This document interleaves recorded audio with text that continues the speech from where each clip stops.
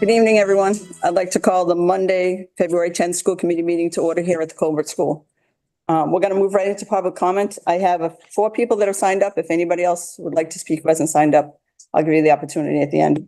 And we'll also see if there's anybody online who would like to speak. So Michelle Schaefer, is it Schaefer?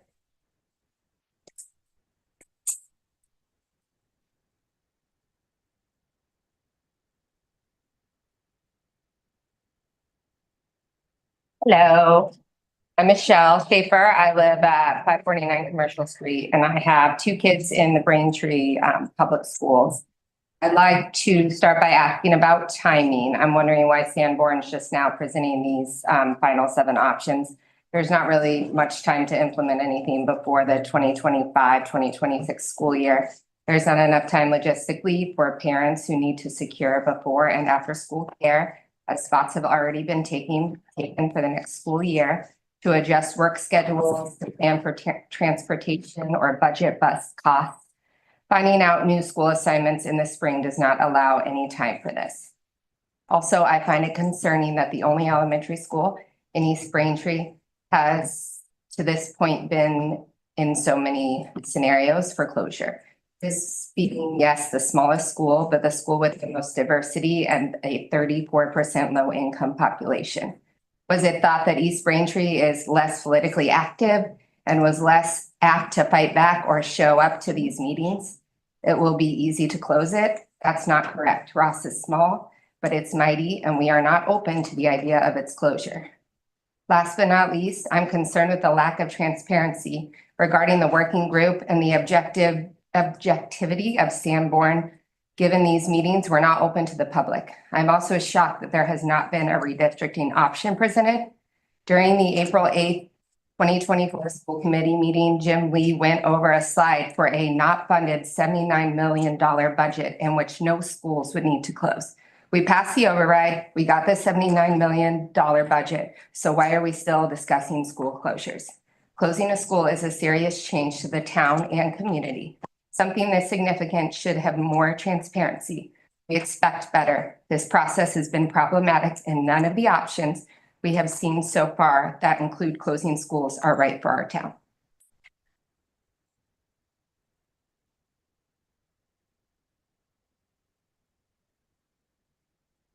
Valerie.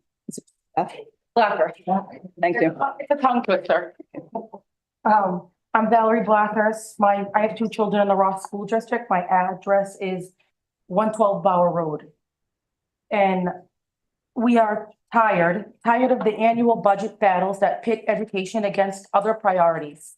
It is unacceptable that our children are consistently placed at risk. This is not a mere oversight. It reflects poor long-term planning and a failure to prioritize what truly matters, our children's education.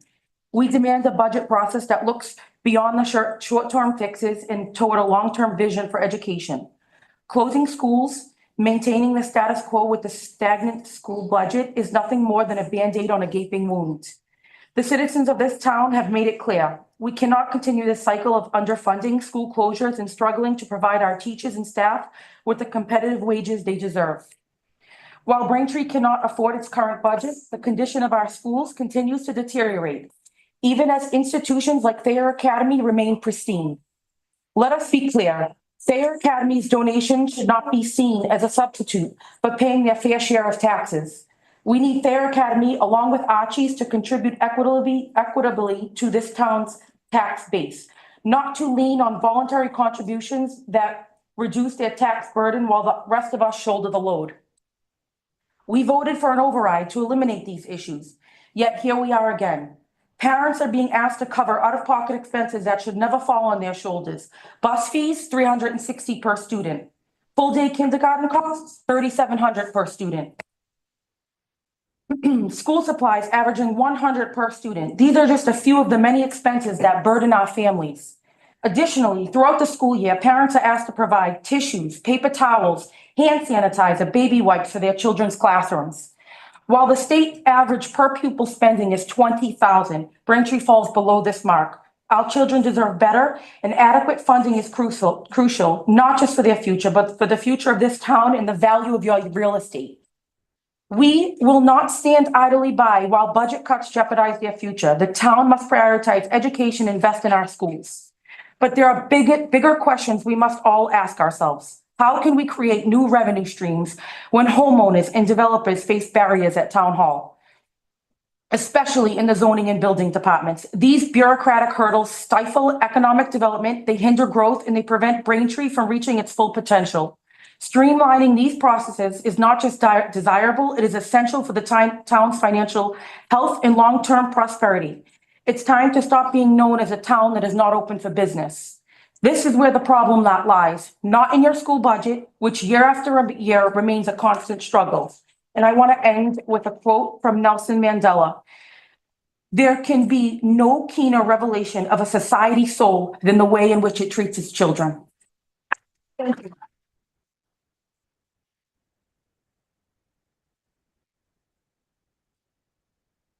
Holly Fitzgerald.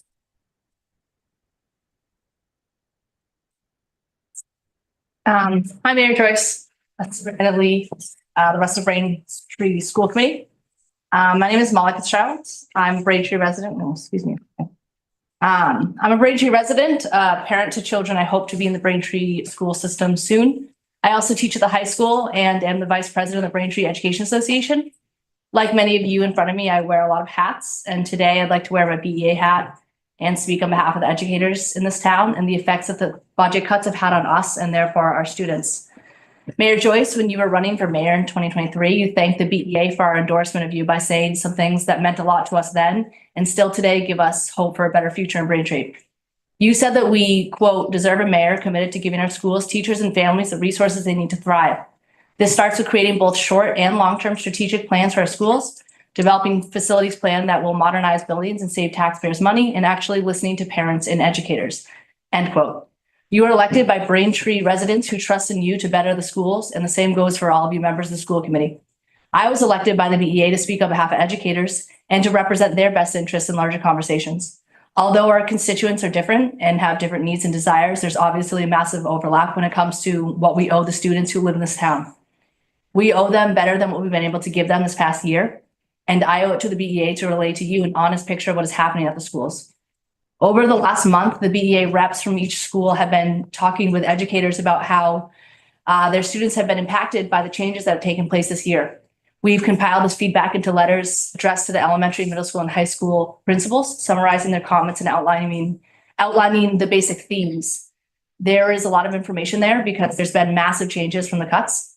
At first, I want to read the list of changes here too today, but it's far too long for public comment. And also it's not up to me to prioritize which ones are worth stating to the public. They're all important matters and they all affect the learning conditions of our beloved students. I'm asking you to please read through those letters if you haven't already, so that as you have larger conversations about the plans for the future, you understand directly from the teachers what the consequences of last year's cuts have been. Thank you for your time and investment into the betterment of our schools. Thank you.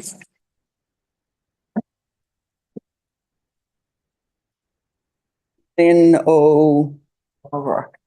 Thank you. I couldn't quite make it up. Thank you. Also speaking, my peers have asked me to, so I'm happy to. My name is Lynn O'Rourke. I'm a parent at the Ross School. Oh my God, I'm gonna cry. I'm also a teacher in Boston Public Schools. My husband is a teacher in Milton Public Schools. My sister and I both moved here to Braintree to raise our children together on opposite sides of town, as I have heard this phrase over and over. I think the one thing, without reading anything, that's really hit me, and I think I talked about this at our parent advisory board meeting, was like, I just feel like this is pitting families in the exact same town against one another. And it's weird. It's weird that kids have labels on them, that is a Flaherty kid and that is a Ross kid. They're all going to go to Braintree High School together. And if there is a larger plan that we are not aware of, and this is the step you need to take, is to close a school, 3 schools, whatever it is, but there does not seem to be a long-term plan. In other towns like Milton or Belmont, and I understand that there are differences in the towns, but when those schools were redone and those buildings were redone, there was a long-term plan laid out, whether it was 8 years or 11 years, and this is what's going to happen so that people could prepare for that. And I'm by no means saying that I want you to close Ross, but if this is one step to a better Braintree, then that's great. But make everyone aware of that instead of, we're going to do this now and that's it. This is it. Here's what's happening. It just seems very drastic. And I do want to read a little bit about what I wrote. I've been here about 15 years. Like I said, my sister has a kindergartner at the Highlands and I have a son at the Ross at first grade.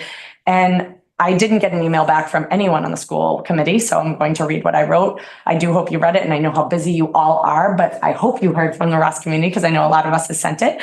But I do just want to say that I love Ross.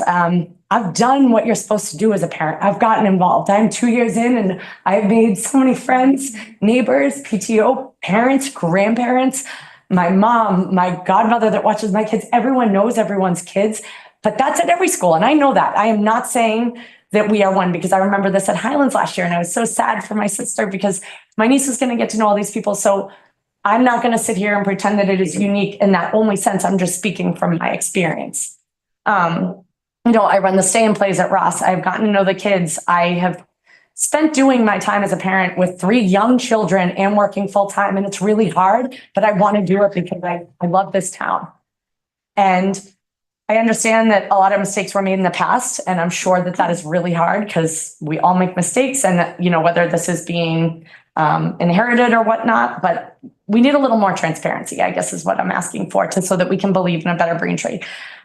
In closing, I just want to reiterate what it means to have a neighborhood school like Ross. Growing up in Milton, I lived across the street from Houghton's Pond and we were bused about 4.5 miles to Cunningham School. And I never walked to school a day in my life. Walking to school is wild. It is my sanity. I did it through 2 pregnancies. Everyone, here's me with my double stroller walking down the street and it just gives you that 20 minutes of peace. My son was recently diagnosed with ADHD and it is so important for him to get that morning walk and that afternoon walk home to get those willies out that he has. Teachers are more than caring at Ross, more than caring. And as an educator myself, I see how drastically different and amazing Braintree is. I teach in Boston. I love what I do and I'm proud of it, but it is nowhere near what these ladies and men at Ross do. Whether it's Mrs. Durant greeting the kids outside every morning, whether it's Mary and Lori waving to my 3-year-old, hearing her scream at them, whether it's Miss Swanson taking time to communicate me about how my son's day was, or Miss Pelagio showing her absolute positivity and lovingness for my son over the past 2 years, on to Judy Tomasetta, who's the most helpful secretary in the entire world. They're all special, and I don't even know half of them yet. So in short, I really do hope that there is a plan, and if not, that you can take the time to consider this, because I do feel like it is a very short-sighted decision. By no means am I a business person. I don't want to tell anyone what's right or wrong, but this doesn't feel right. It doesn't feel right to just get through this year. I think there needs to be a larger plan. Thank you. Is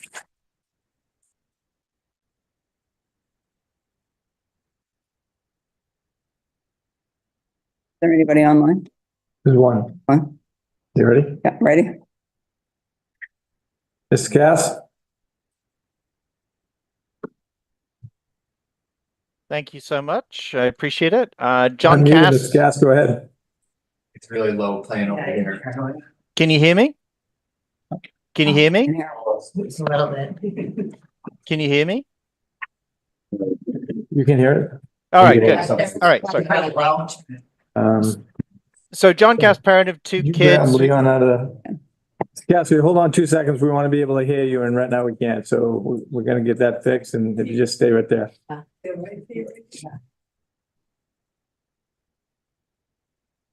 While we wait for Mr. Cass, I just want to let everybody know, we did get all your emails. We've read all your emails. There were a lot of them from across town. So just want to acknowledge that we do in fact read everyone. And so if we haven't responded to all.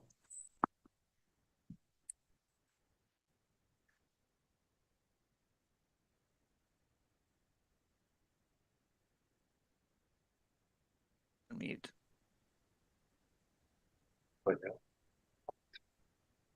Thank you so much. So John Cass, parent of 2 kids who are in the middle school and high school. I'm very disappointed in the school committee. The process has been really bad since last year. Mr. Cass, now you're live. Right. We So couldn't John, hear you, Mr. Cass. can you hear me? Barely. A little bit. Oh, 1 second. 1 second. Difficulties.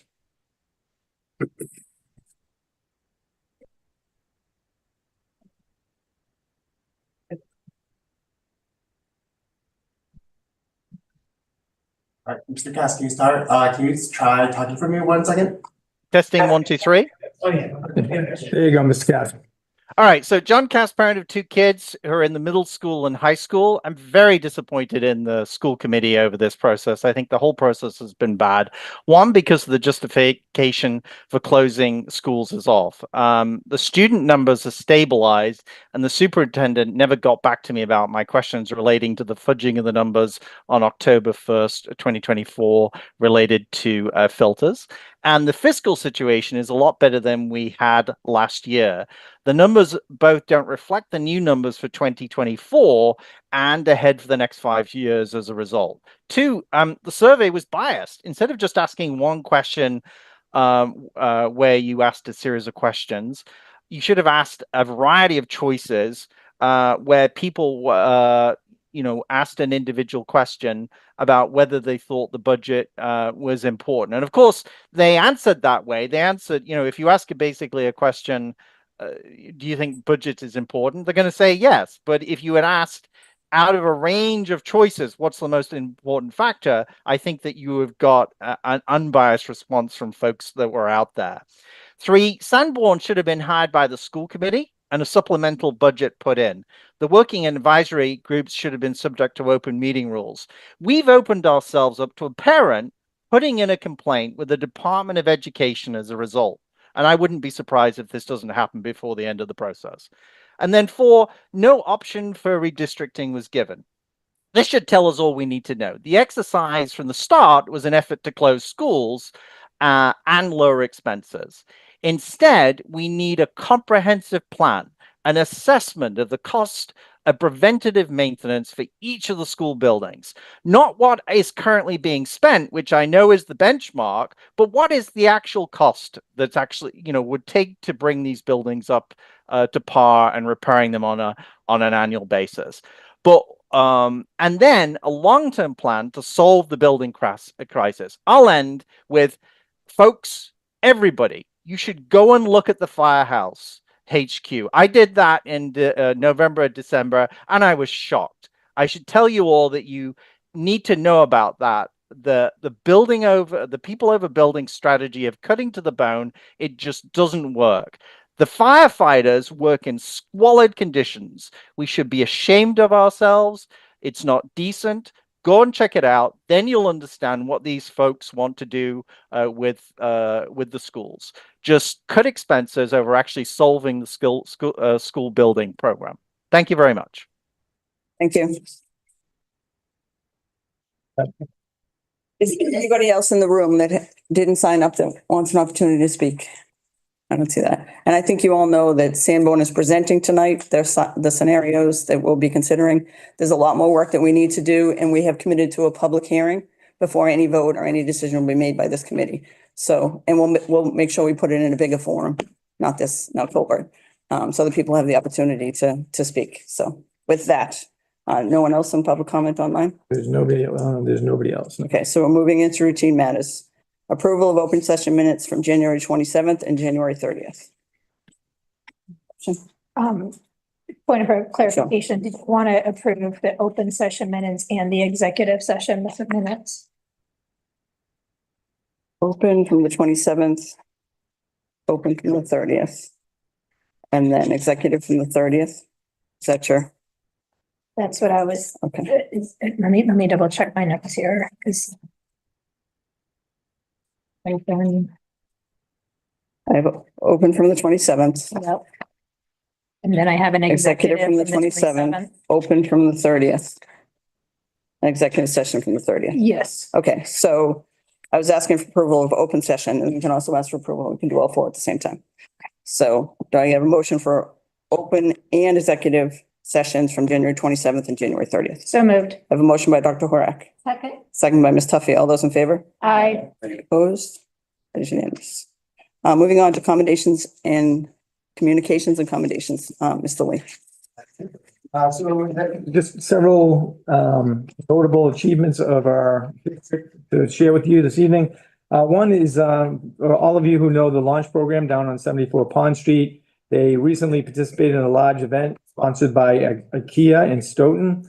It involved several communities with program similar to our own communities of Braintree, Quincy, Randolph, Westwood, Norwood, and Canton, which allowed all those kids to interact. It was not only just a social event, but also educational as well.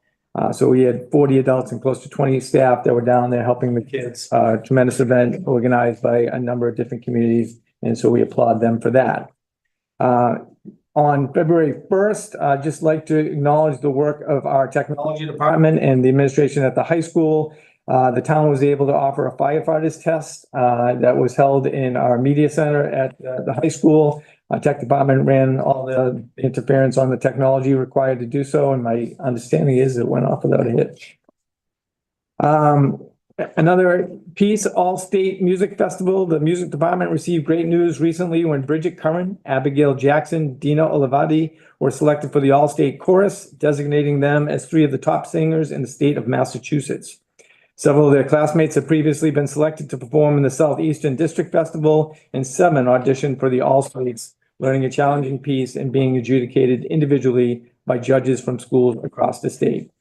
Bridget, Abby, and Dina will now prepare for a concert that will be held at Symphony Hall. So again, kudos to them. We also had DECA. Quickly. DECA in Boston. So our DECA group from the high school had a highly successful showing at the district conference held at the Quincy Marriott. During the course of this 2-day event, over 50 Braintree High School students participated in simulated business competitions in fields as varied as hospitality, marketing, and finance. The club made a tremendous showing in just their second time attending the conference, with 9 students earning awards for their performance. In addition, 6 students qualified for the state competition, and you'll see that very shortly in terms of a field trip request as they're going back into Boston to compete. And then lastly, I just want to acknowledge our varsity boys hockey coach, Dave Pisano, who last week in a win over Weymouth achieved his 300th win. So kudos to Dave Pisano, a staple in this community. That's what I have. Any comments or questions from the committee on the communications and communications? I have one question. Dr. Ora. How many students are in the launch program this year? I believe there are 25, but that number varies based on birthdays. It changes. That's great to hear. It is great to hear. And congratulations to those students who made All-State. I know it's a very rigorous audition process. And for DECA, you know, I work in finance, so it's a great opportunity for students interested in careers in business. So congratulations to them as well. We're gonna get in the Symphony Halls with the ticket. All right, moving on to gifts to schools. Again, I'll read all of the gifts at one time, ask for a motion for all. Braintree High School gifts to schools totaling $1,320. One deposit for $20 for the BHS seal of biliteracy testing. One check from South Shore Bank for $1,000 for the Credit for Life Fair. One check from Quincy College for $300 for the Credit for Life Fair. South Middle School's gifts to schools totaling $13,665. 2 deposits in the amount of $8,745 and $4,920 for the South Middle School ski trips. East Middle School gifts to schools totaling $4,328.50.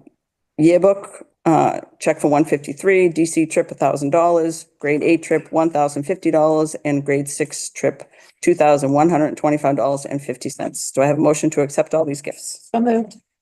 I have a motion by Dr. Horak, Second. a second by Ms. Tuffy. All those in favor? Aye. Any opposed? That is unanimous. Thank you. The DECA trip. So yes, in your packet, you will find a trip request. It's actually 2425 to the DECA State Conference at the Aloft Hotel in Boston. This is a follow-up on the Quincy Marriott trip they just took. Dates February 27th through March 1st. It is overnight, so it requires your approval. Again, these are the students who were so distancing. Any questions from the committee on the trip? Wondering a little Dr. bit. Horak. So the $450, that includes the conference registration plus some lodging. Does it include any meals too? I do not know about the meals, certainly transportation, lodging, and then access to the actual conference. Thanks. Any other questions from the committee? No? I have a motion to accept the trip. So moved. I have a motion by Dr. Horak, Second. second by Ms. Tuffy. All those in favor? Aye. Any opposed? Unanimous. Good luck to them. Moving on to from the superintendent and staff. Back to you, Mr. Lee. All right, so as most of us have understood, tonight is the night where Sanborn is going to present some of their work. We are joined today by Priya Sankalia from APG or Sanborn. Priya, you want to just come up to the table?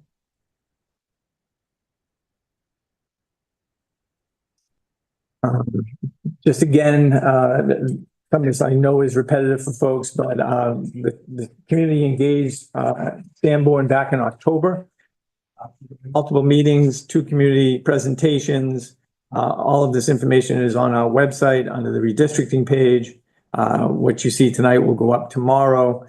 I'm going to go through the first several slides and I'm going to turn it over to Priya to walk you through the rest of it. And is there? I thought he was going up there. Okay. And then at the end of the presentation, Mike Esmond from the town is going to talk a little bit about finances in general. So we have another slide for that. But into this. So again, why are we here? Why these conversations keep happening? As you know, conversations around redistricting and or school closures have been occurring over the last several years. Braintree Public Schools hasn't really redistricted to 20 years. Back in 2004 was the last time. Outdated district boundaries have caused inequitable class sizes and building enrollments, which we'll demonstrate through some of the slides you're going to see this evening. In the past 20 years, Braintree Public Schools has experienced population decline, enrollment shifts, increased diversity, and higher English language learner needs. Those are all factors that play into this. Ongoing budget pressures require analysis of facility spending. An outside consultant, ERS, which came before you back in the early fall, identified small neighborhood elementary schools as a major cost driver, and optimizing facilities frees up resources to avoid future program cuts. So that's some of the why even talk about this information. This is the enrollment from 2002 and then projected into 2028. As you can see, the high watermark recently, if you want to go back way back in time, enrollment was obviously higher. But in the last 20 some odd years, our peak year was 2018, where we were about 5,800 kids, a little more than that actually. There began a decline and then COVID comes and then you have a much more significant decline. This year, it appears that the population has been stabilizing. Looking at next year's kindergarten class is a little bit lower than our current kindergarten class, which would indicate a small decrease in enrollment at this point in time. Enrollment shifts constantly. It's not a fixed number. Numbers that we use in most presentations come from what's called the October 1 count, which is how many kids we have on October 1. Class sizes and building capacity. Liberty has the largest class sizes and is at 99% capacity, while Ross has the smallest and is at 64% capacity. In 2024-25, a number of kindergarten students were sent to elementary schools outside of their district due to class size challenges, specifically Flaherty. We did not have sufficient room in Flaherty for all the homeschool kindergarten kids who would have gone to Flaherty to go there. So many went to Morrison and others went to Hollis. You can see on the chart, the building capacities, Flaherty at 368, Highlands at 398, Hollis 564. You've seen some of these numbers before, so I won't belabor them. But you can also see some of the issues that we were assessing. If you look at the green on the left-hand side of the chart, that's Highlands at 89% capacity and Liberty at 99% capacity. In the pink on that side of the chart, you have Hollis at 65% and Ross at 64%. And what the impact can be is on the right-hand side of the chart in terms of average class sizes. So again, if I look at the green, those are going to be higher than anticipated class sizes. So Highlands grades 1 and 2, 21 and almost 23. Liberty grades 3 and 4, 25 and 24. And then you can see some smaller class sizes. If I focus on Highlands again, they have a third grade average of 18. If I look at Morrison, they have a second grade average of close to 17. And you see Ross in grades 1 and 4 between 14 and 15. So these are some of the things that we were looking at as we were doing this work. In terms of what enrollment distribution challenges exist, ideal building capacity across the district would want to see between 80 and 95%. So efficient use of the building, but with some extra capacity should families move into that area. Hollis and Ross are both well below. Liberty is full. We've actually had move-ins. We have some classes at Liberty right now that have 25 in each one of the sections. That's very high for us. The flexible boundary policy cannot help. Highlands is full and at 89% capacity. So there's really no place easy to move Liberty students into if we don't want to put them in a large Liberty class at this point. We'd just be putting them in a large Highlands class at this point.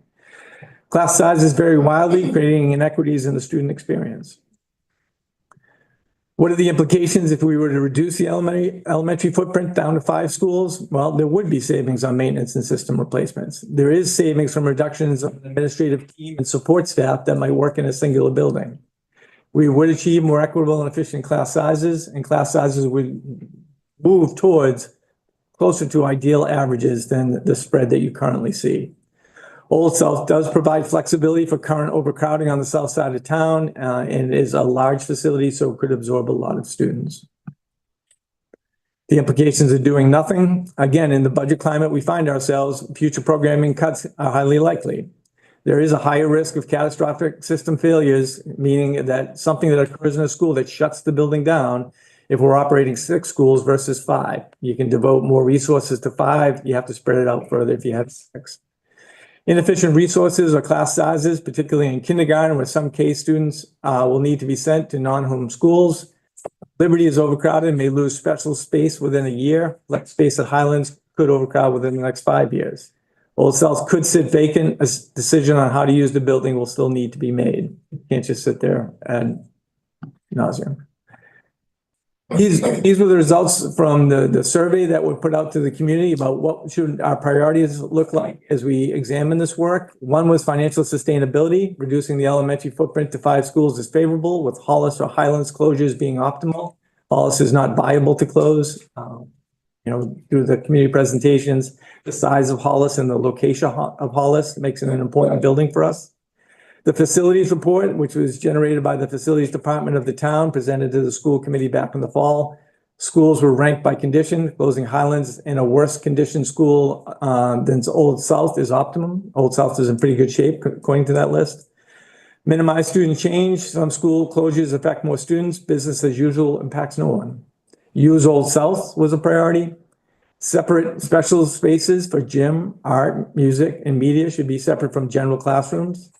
And the survey also yielded no elementary or middle school splits. One elementary school should not send students to 2 different middle schools. And if you've been in Braintree for a little bit of time, you would have known that several years ago, Hollis was a split school. Some of their students went to South Middle School. The rest of the students went to East Middle School.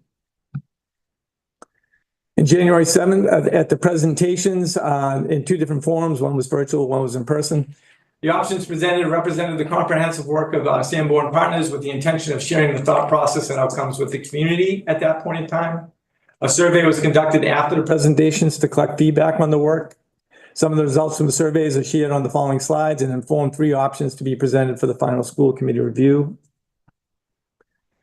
And this just highlights how difficult this work is. It's a very, 1, passionate subject, and 2, it's hard to come to consensus. So on the next several slides on the left, you're going to see one side of opinions, and on the right, you're going to see another side of opinions. So if I just focus on the first 2, it's very clear why we need to close 2 schools to meet the budget needs in the future. But if I go over to the right-hand side, the first purple bubble, I don't believe we need to close any of the schools.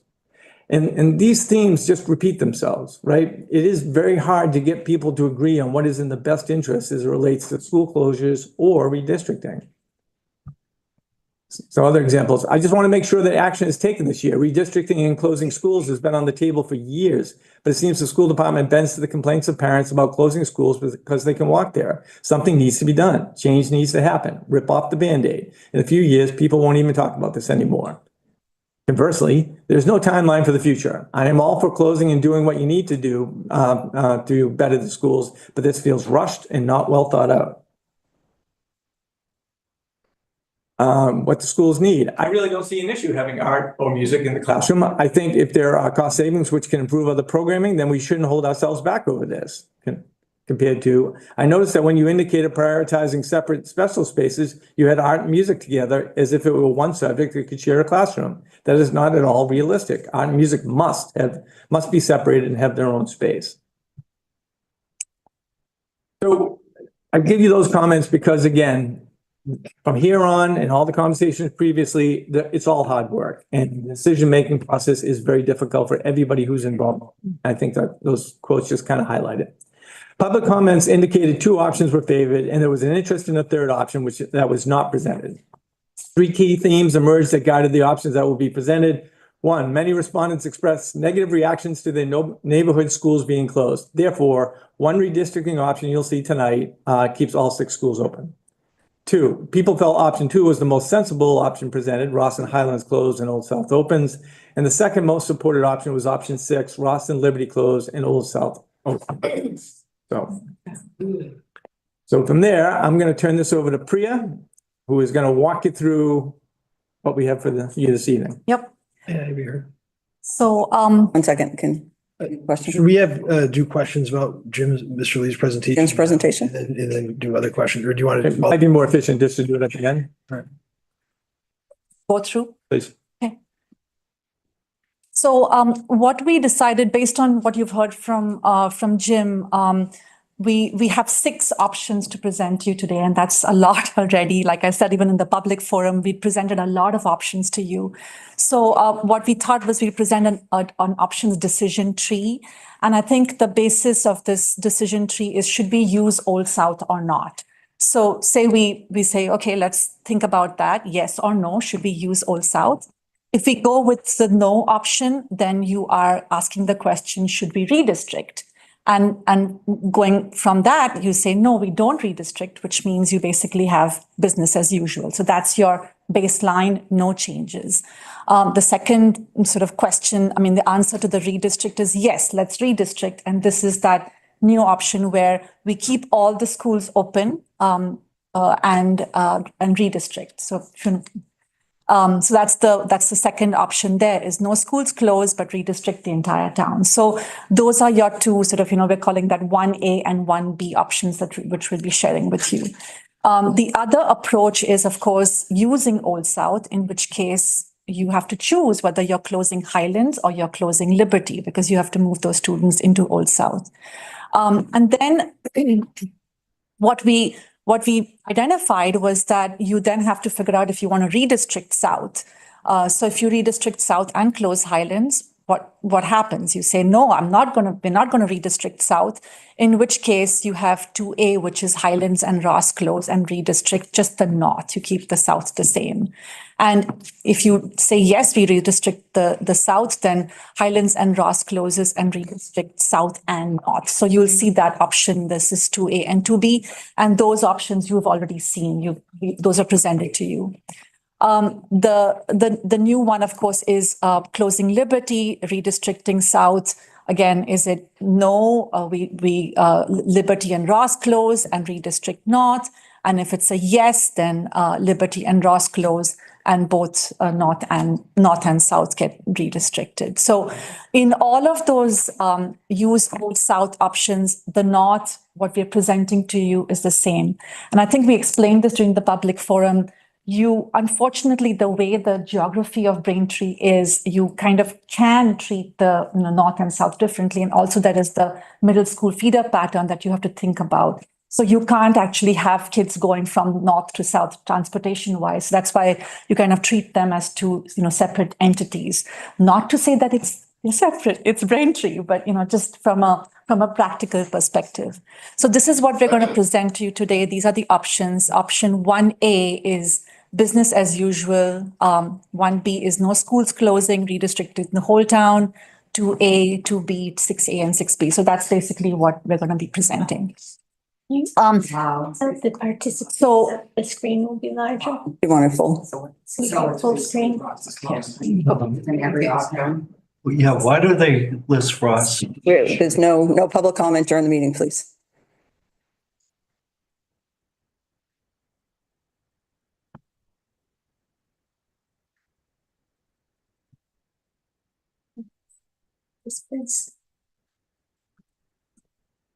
it's closed on my screen.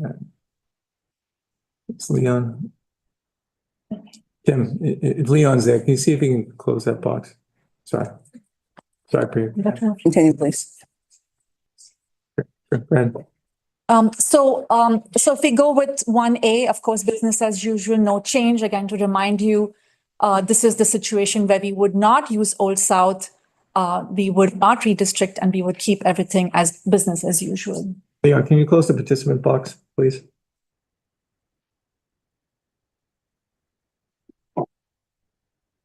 Thank you.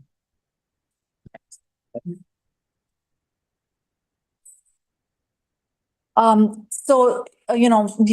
now, everybody's quite familiar with these numbers. We've gone over them several times. You can see the capacity numbers.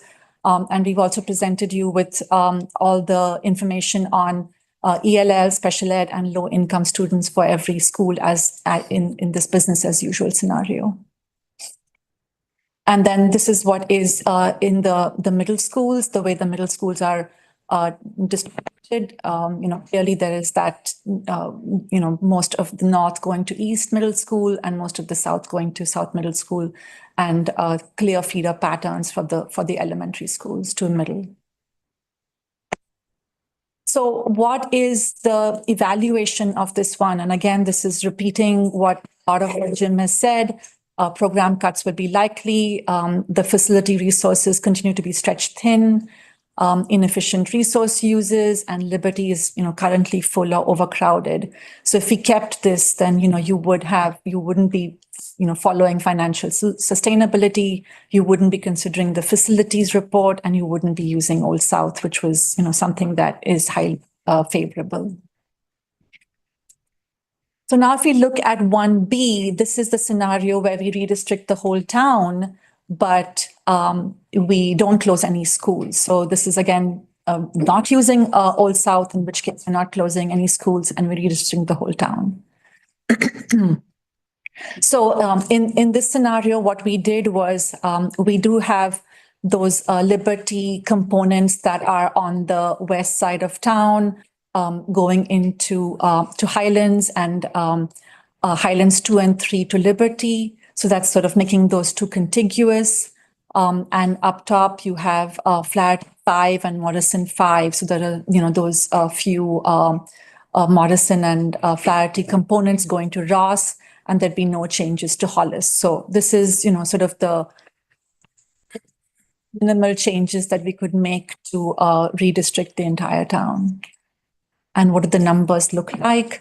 So now you can see in this one, it's not really helping Liberty or Highlands in 94 and 93% with this scenario. And then Hollis is still at 63% and Morrison is at 70%. So you can see with this scenario what the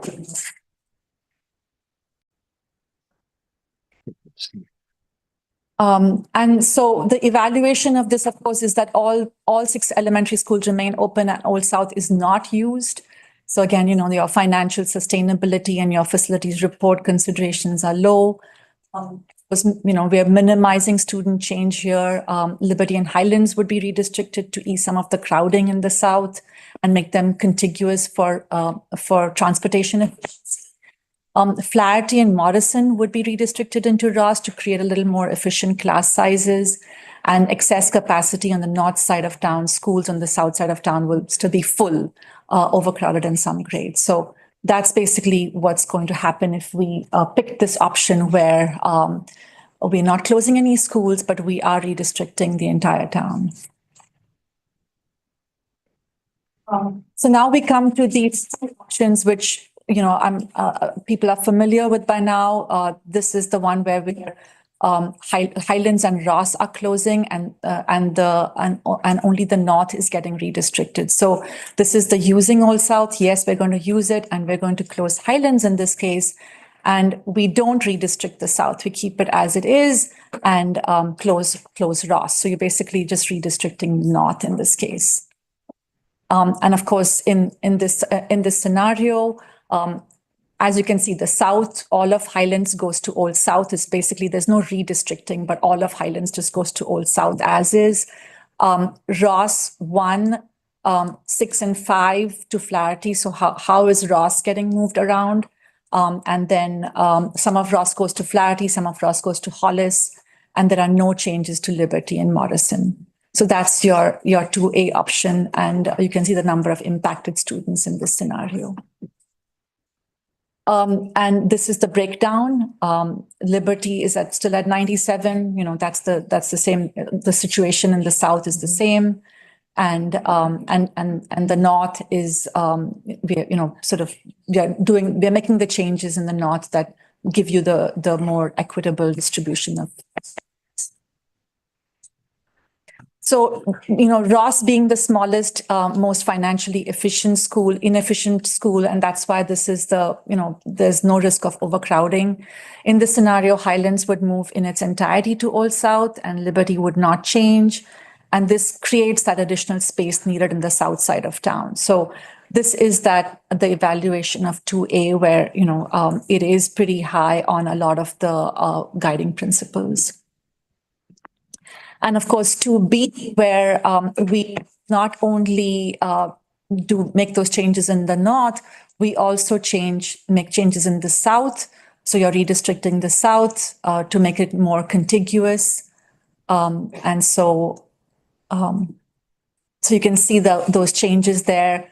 Again, those two western components of Liberty will be going to Old South along with most of Highlands.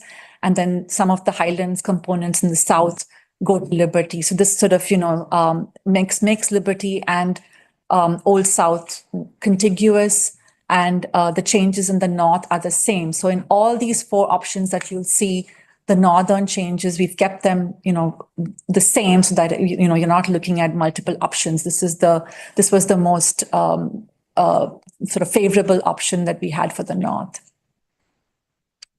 So now with 2B, what you're seeing is Liberty and South. Now, South is at 70%, Liberty is at 92%, and you can see that, Flaherty is being used at 94%, and Morrison is at 82%. So this is what, the scenario with 2B. There's, definitely a little more balance here. So when you evaluate this, Ross, the smallest, most financially inefficient school, is the same situation in the North. And in this scenario, Highlands and Liberty would both change to balance the capacity at Old South. And so, it works on all the principles except, of course, the student change, because now you're changing the students in the South and the North. And this scenario, of course, creates that space that you need in the south side of town. And then this is the other option in the South, is where we are actually closing Liberty instead of Highlands. And we don't do anything in the South except for moving all of the Liberty students into Old South. And the North remains the same, where we redistrict just the North by closing Ross. So in this case, Liberty and Ross close. All of Liberty goes to Old South, and then the same changes in the North. And again, you can look at the numbers here. South is at 68, but you can see Highlands is at 89 in this case, and Flaherty is at 96, and Hollis is at 86%. And when you evaluate 6A, basically the bottom line is that you're closing to better conditioned buildings. So Liberty's students into Old South, and south side of town would not be redistricted in this scenario. Similarly to option 2, Ross students can fit, into the nearby elementary schools with no risk of overcrowding, and it creates the additional space needed in the south side of town. So that's 6A. And again, now with 6B, what you're doing is you're actually redistricting the South.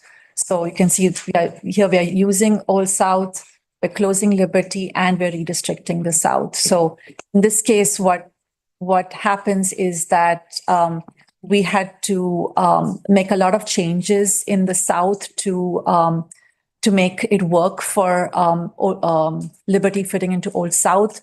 So Liberty and Ross Close, there's Liberty 6 and 7 going to Highlands. Liberty, that little section in the middle of town, Liberty 1 through 5, and the Highlands components in the south all go to Old South. And then, of course, the north stays the same. And the impacted students are a lot here. So you can see in this case, you see that's South is at 74% and Highlands is at 80%. So this is the scenario if you actually make Liberty into Old South.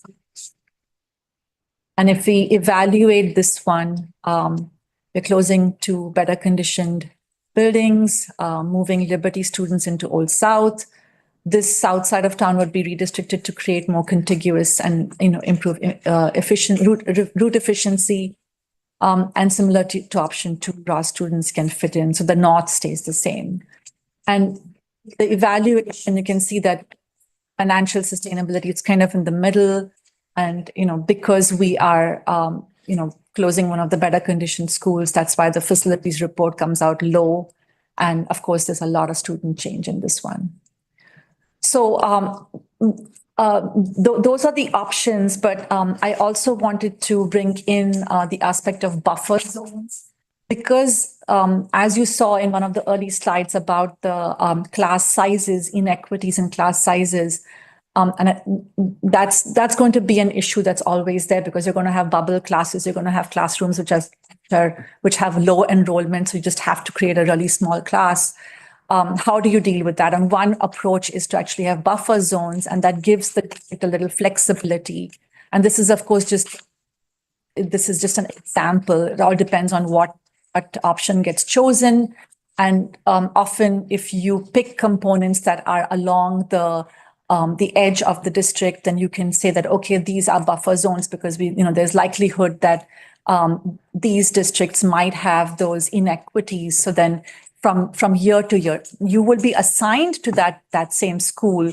But if you're in a buffer zone, the district has the flexibility of enrolling new students into one school or the other, depending on the class size situation. So we make this recommendation because this sometimes works for buffer zones, for inequities. And it's kind of similar to your flexible boundaries, but it would be a little more, of course, it would have to be policy, but it's a little more structured, if you will. So just to summarize in all, I know, again, I kept saying this during the public hearing as well, it's a lot of information. But, your first option is we don't do anything. You're going to have overcrowding in the south already. There's, the scenario is not very good. There'll be no savings. Budget cuts are likely if you don't do anything. 1B is the option where we don't close any schools, but, redistricted the entire town. There would be some savings, but there would still be overcrowding in the south side, which is not dealing with the issue. Option 2, Highlands and Ross closing. Ross can be redistricted without overcrowding all the other schools that it goes into. The south side of town is not overcrowded anymore. There are more equitable class sizes, and there are approximately $500,000 of savings. And then finally, the option 6 with Liberty and Ross closing. Ross can again be redistricted without overcrowding, but the south side of town would not be. But in this case, essentially what's happening is Liberty is in the best condition of elementary schools. So closing Liberty and closing Highlands. So that's the summary of all the options. Thank you. You want to ask questions now before we go to? Mike Esmond is here, and I know from the survey results that we received, a lot of people had questions about the money side of things, and I think Mike is in a very good position to speak to that. So if Mr. Esmond? Yeah. Join us at the table, please. Can I? Certainly.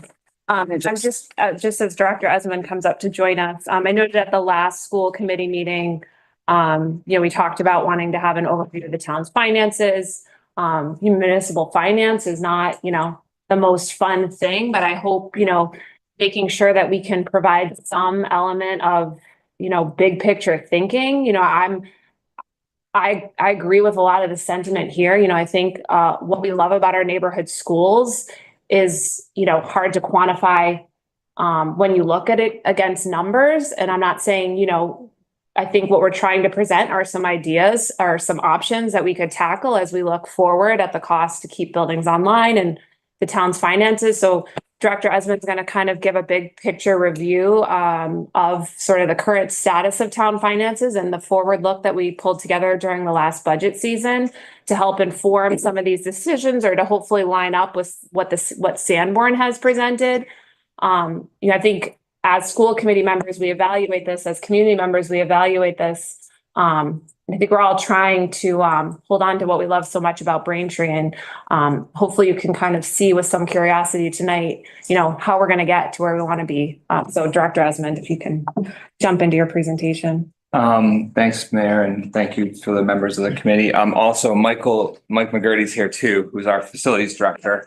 And I'll try not to say anything that Mike will need to contradict or clarify, but just quickly, as a reminder for folks on the committee and for folks listening, if you hit the next slide, Mike and his team actually presented in the fall and gave a high level overview of ranking by sort of major of each of the school's conditions across all 11 Braintree schools, and really evaluating this against critical building systems, really focusing on those components where there were deficiencies and what was in the greatest need to address or cure those deficiencies.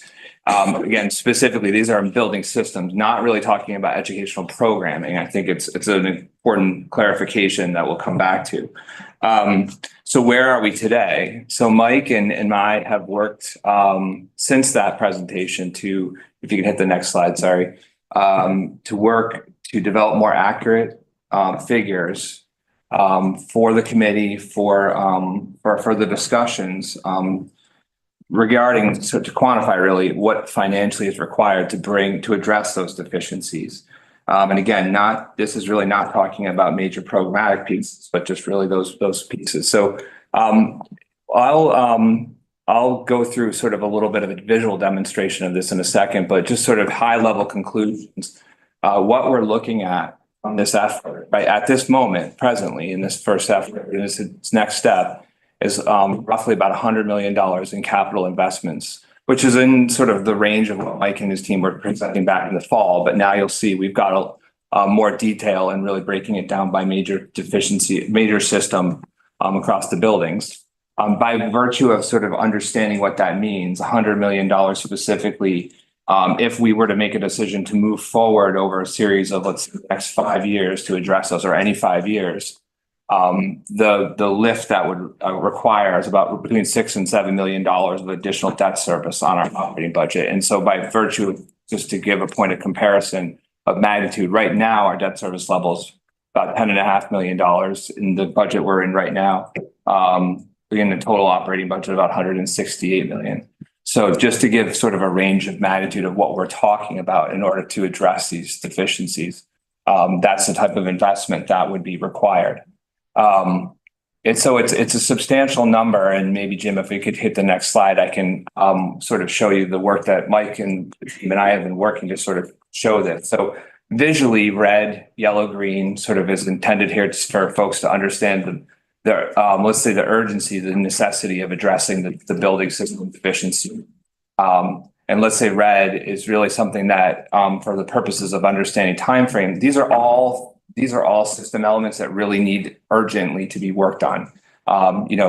Mike's team does spends a lot of time. We invest a lot of money in urgent repairs regularly to make sure that the schools are heated, are lit, sort of core elements of what's required in order for the education to even happen for our students.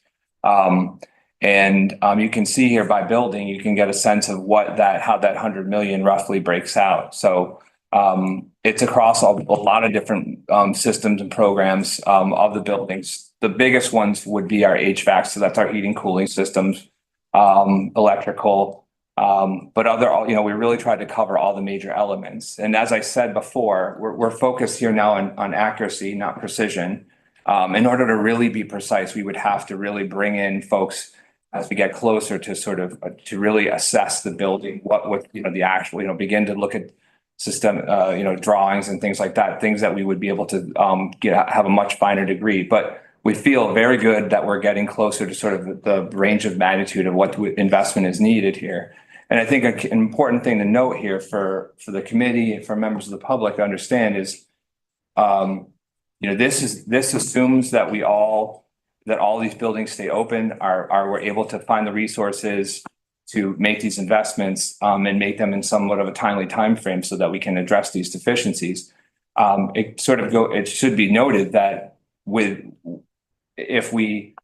addition to the cost savings that you may have by not operating one of these facilities, you also obviously avoid that debt service or some component of that debt service I spoke about if you reduce the scope, so to speak. So those are some of the considerations that we're looking at. We also have other town facilities, other town capital investment requirements that we need to be also considering. And so this is going to have to be part of that larger task.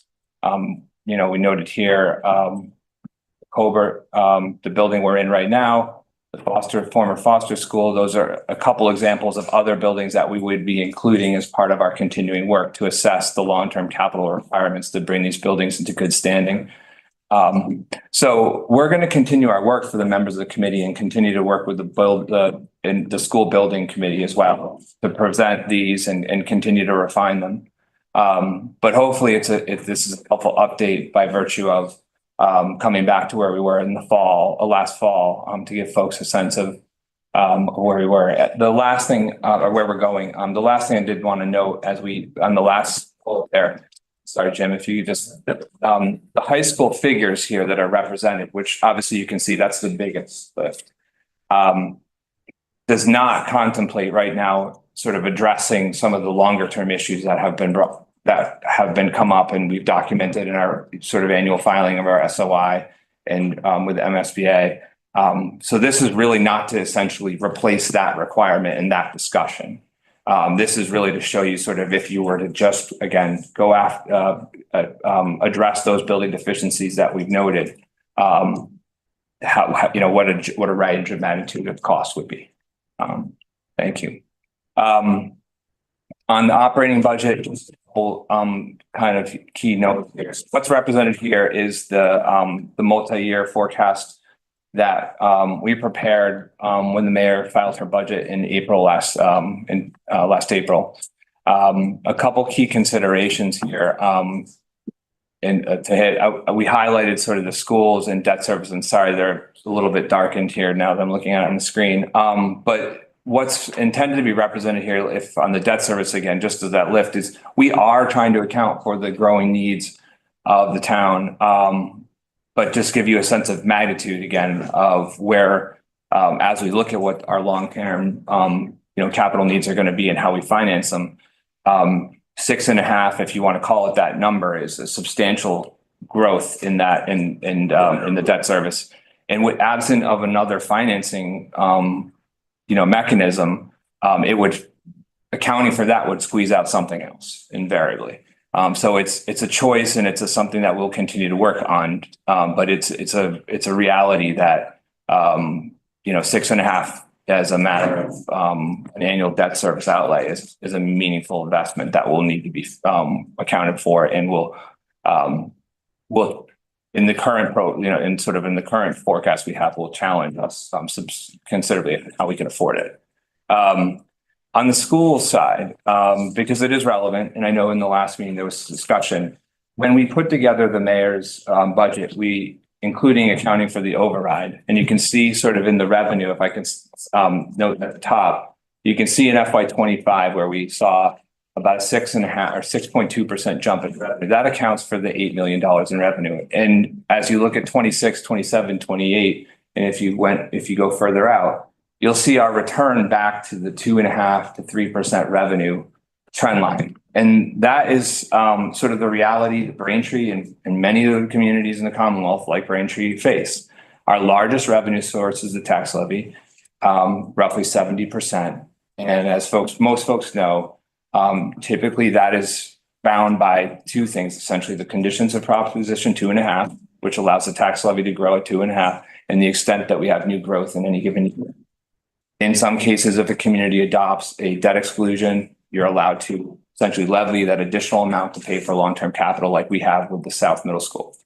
So there is a very, very predictable, very I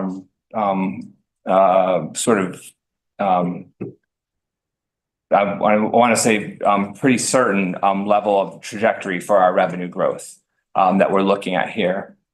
So when I think it came up in the last meeting, the question was, how do we sort of find ourselves back here when we did the override? I think it's important to note most communities are really never going to be outside of this dynamic where you're constantly trying to ensure that your revenue growth is not surpassed by your expenditure growth.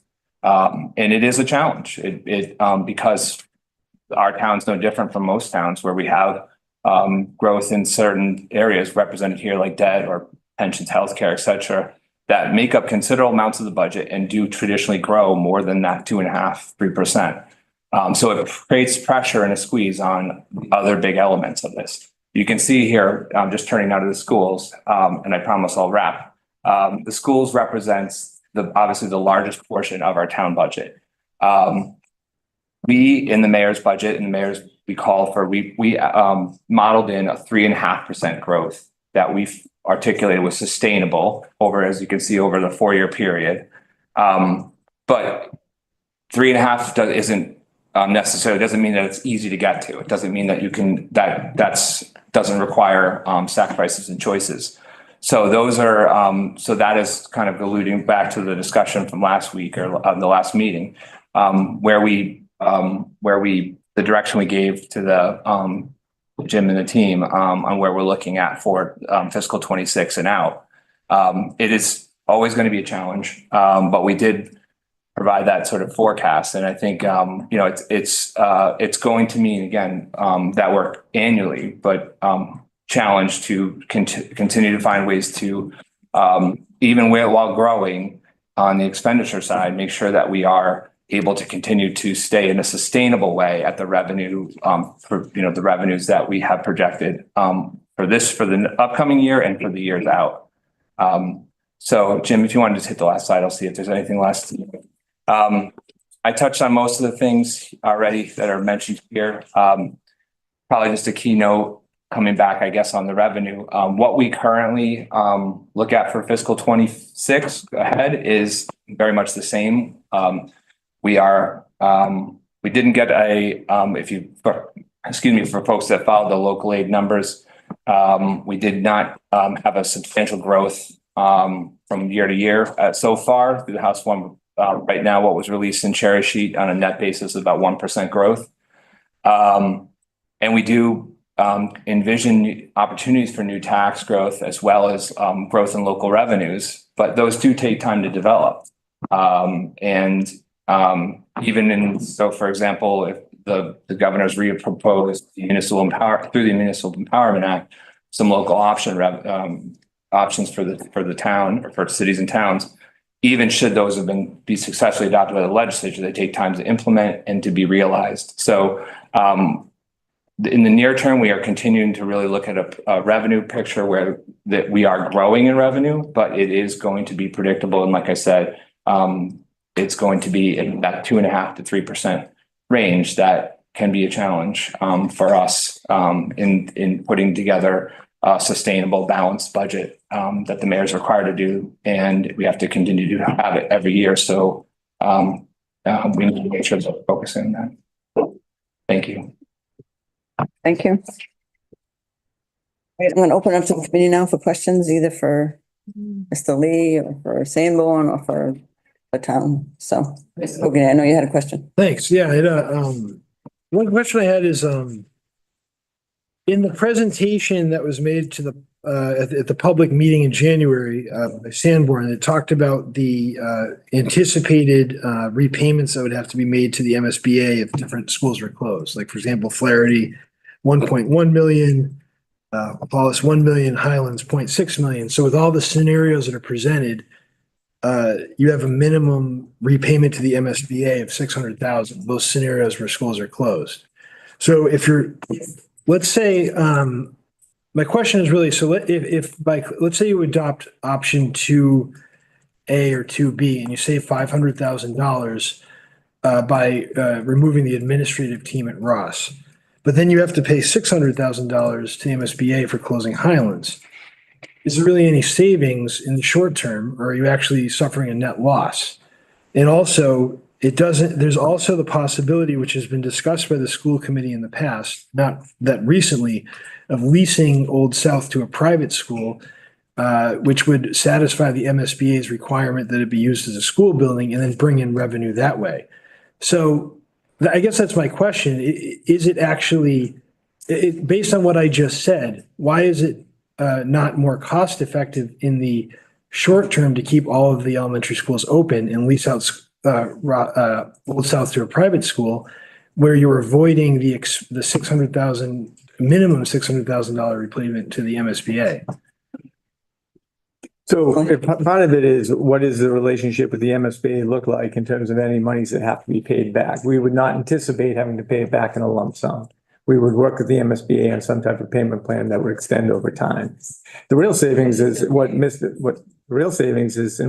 Esmond was describing, that if you are going to take on debt in order to keep all the buildings operational, to take on less debt saves money over time.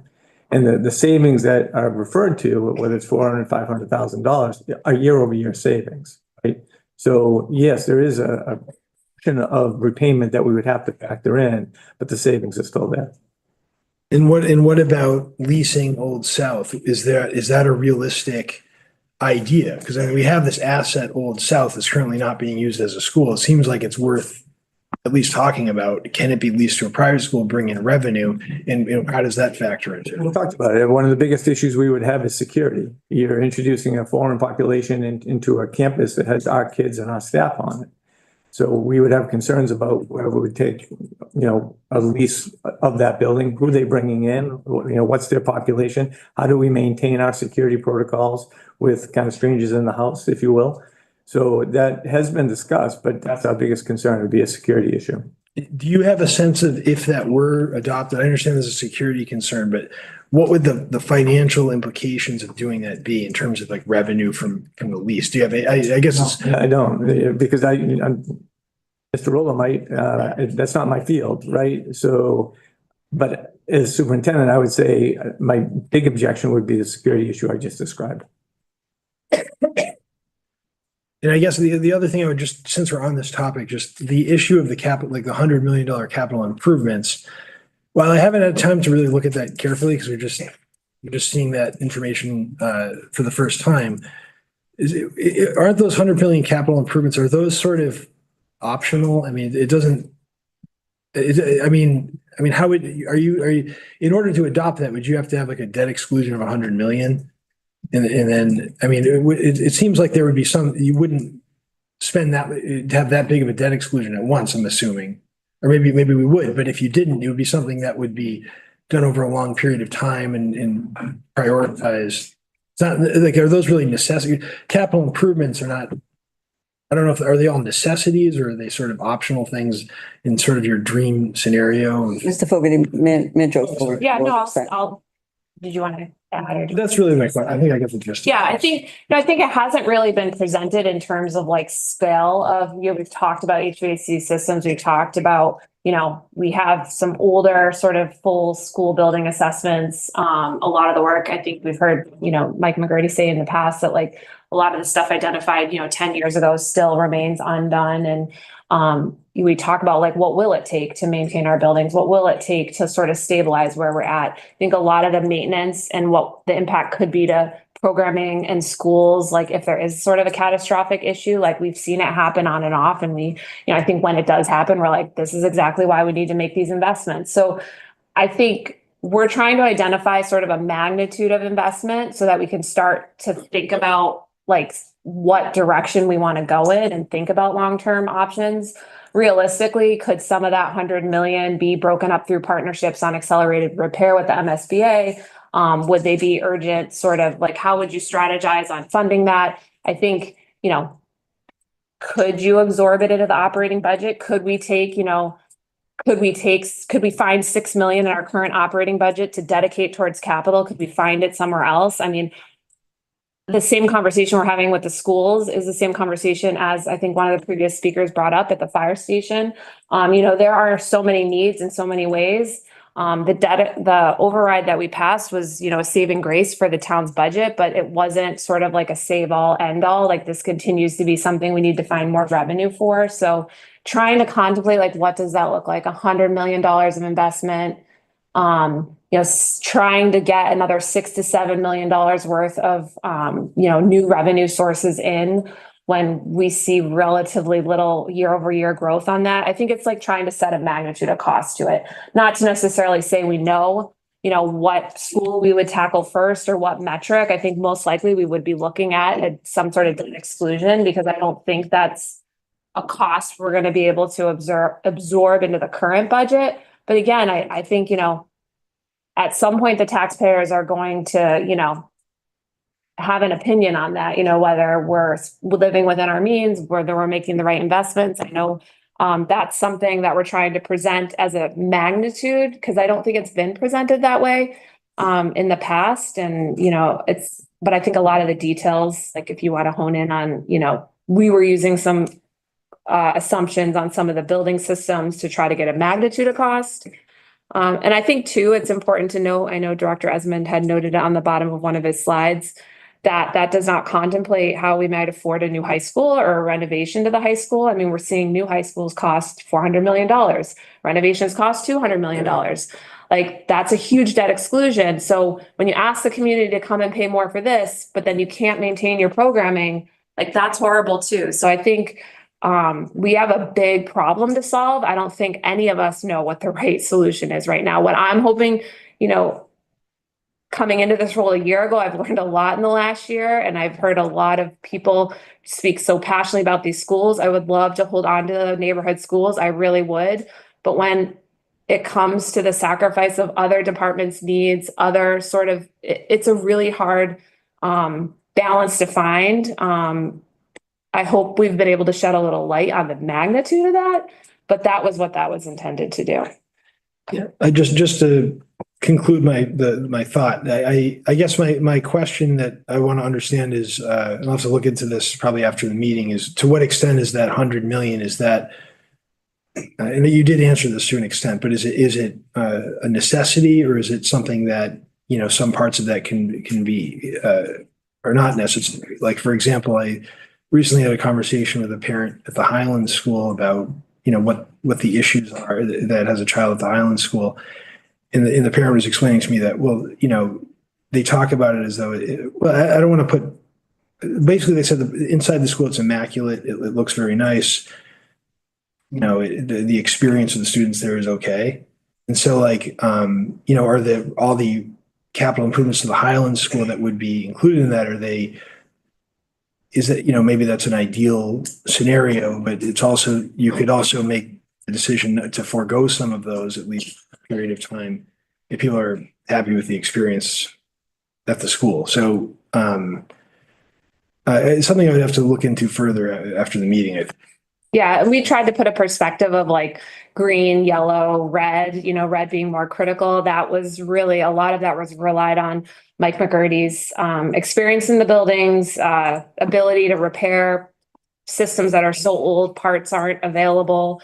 You know, there's asbestos concerns in some of the schools. A lot of our elementary schools are not accessible. If your kid breaks their leg and their classroom is on the second floor, they cannot go to their classroom. Like, there's a lot of inequity even in that. So like, if we want to save our neighborhood schools and reuse our like, we are making a decision collectively that's signaling that, like, we want to make this investment, we want to figure out a way, and it might come at the sacrifice of other department needs, other programming needs. Like, we don't have an endless pot of money to spend on this. So I'm not suggesting I know what the answer is clearly now, but I think that's, could you not repair something? Absolutely. Is that the risk for catastrophic failure?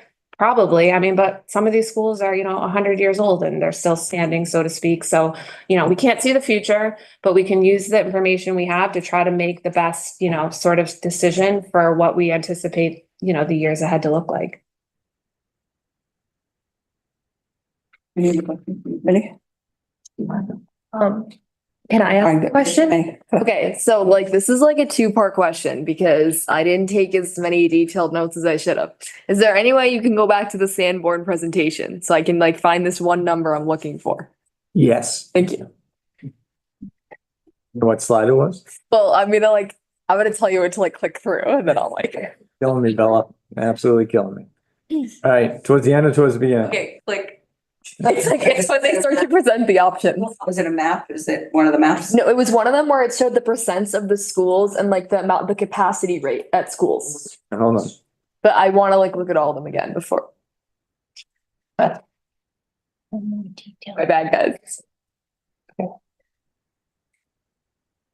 You guys both have questions? We do. We'd like to be added to the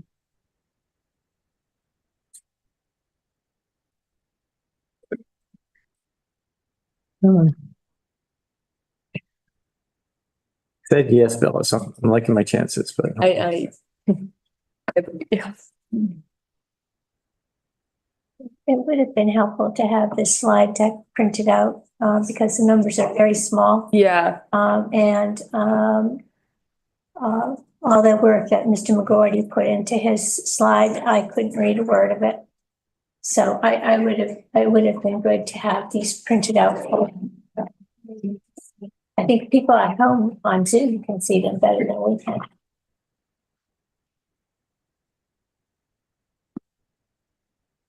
Okay.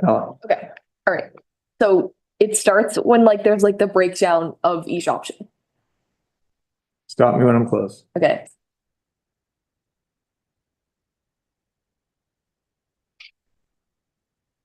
Oh, sorry. Animation, great idea. Okay. Okay, wait, stop. Oh, Then go back. Okay. Okay, keep going. like forward or backwards? Like forward. Okay. Forward. Stop. Okay. Okay, wait, go again, please. It's a multi-part question. It already is. Stop. Okay, all right, keep going. Stop. All right, we're good. Okay. All right, go. Thank you, Mr. Lee, and thank you for that presentation. So what I'm a little bit confused on is for, say we redistrict, we close Highlands, we close Ross, and then like, is this capacity what it would be after the redistricting? Yes. So like for example, like Flaherty and Liberty, like 92 and 94. I saw one later too that was like 96. My question is like, how much longer in the future are you going to have to do it again? Like, do we have any idea? Like that's still a pretty high capacity number. And I think like if like I saw one that like 747 students might have to go somewhere else. Like if I was in 5th grade, that would kill me if I went somewhere else. So my question, I think a lot of people here want to know that. I want to know that too. Like, do we have any idea kind of like, is this something that we have to keep doing again as the numbers keep rising? Could it be a steady type of rise, depending on enrollment? Like, do we have any idea kind of like going forward, say we do this, like being high in the 90s, I don't really think is that great, all around. A couple things. So maybe do a lot of work just to get to there. Yeah. So a couple of things, Bella. One of the primary parts on this that capture my attention is the pink at the bottom, South Elementary School at 70%. So if you recall right now, with Liberty at 99% and Highlands about 89%, right? And that side of town continues to grow. So right now, there's no swing space on that side of town. Those are the two schools. If you send those kids to another school, they're going to east, not south. right? And that causes down the river problem as east goes up, new south gets lower actually, right? If you look on the north side of town though, the flexible boundary policy that we presently have can come into play. So if a kid was coming into Flaherty and they wouldn't fit, there is room at Hollis to send those kids. And we do that now, right? So, yeah, we actually just did it, Mr. McDonald, that's to that. So there is still space on the north side of town. And again, those four schools, Flaherty, Hollis, Liberty, and Morrison, take Liberty out. Hollis, Flaherty, and Morrison are gonna send to east. Yeah. So if we, can move the kids within those areas, they're still going to the same middle school. So are those numbers tighter? Yeah, they are tighter. If you look at the population trends, you can look at birth rate data. It's not really that credible. A lot of the growth that we experience comes from people moving into town later in the game, transfer students, if you will. Difficult to identify exactly where they're going to move into. As I mentioned earlier in the meeting, if I'm looking at next year's projected kindergarten, it's lower than this current year's kindergarten. And then there was a bubble going through preschool from COVID that appears to be ending. It's trying to predict something that I don't have a concrete on, right? So is it an issue to continue to be analyzed? Yes, you're right. But what really benefits us on this particular side is that South Elementary School's capacity and the ability to absorb kids on the south side of town where right now there's no swing space. Thank you for doing all the work. Thanks very much. Dr. Horak. I'm going to ask some questions about the building stock and facilities and kind of get some of the things that I didn't hear yet. So it looked like the capital investment requirements for Highlands was around $8.8 million. Is Highlands ADA accessible? No, it's not. Ross was about $6.3 million on your chart, Mr. Esmond. Is that ADA accessible? No, there's on the same chart, we had about 630 based on a study that was done to address major deficiencies. So all of the buildings have some amount. I would say all of them should be assumed that they have an ADA deficiency. All of them? Yes. We didn't have one for Old South articulated, but I think I would say Old South would be in the same category. Is Flaherty? Flaherty's ADA, isn't it? Most of Flaherty now is, right? With the root project, we did a bunch of ADA compliant issues as well. Okay. All right. So we can assume that they need a little bit of ADA work. Okay. My first question. Okay. So this really helps us get a full picture of the required maintenance and costs for keeping all the buildings open.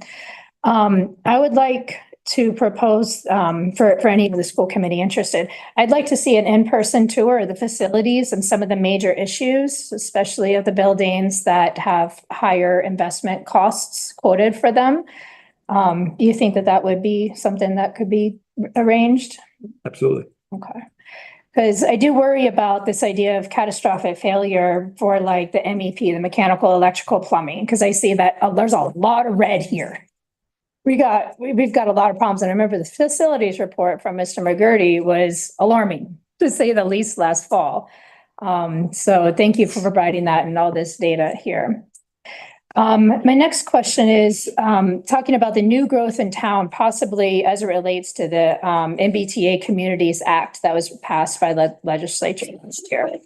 I'm wondering about, some of the new growth in town is some of it's close, directly adjacent to schools. For example, there's been a proposal for apartments next to Flaherty. I know the estimated student population there would be 20 to 25. That's what's quoted in the public record. I know that there's a new down by the Manatica River too.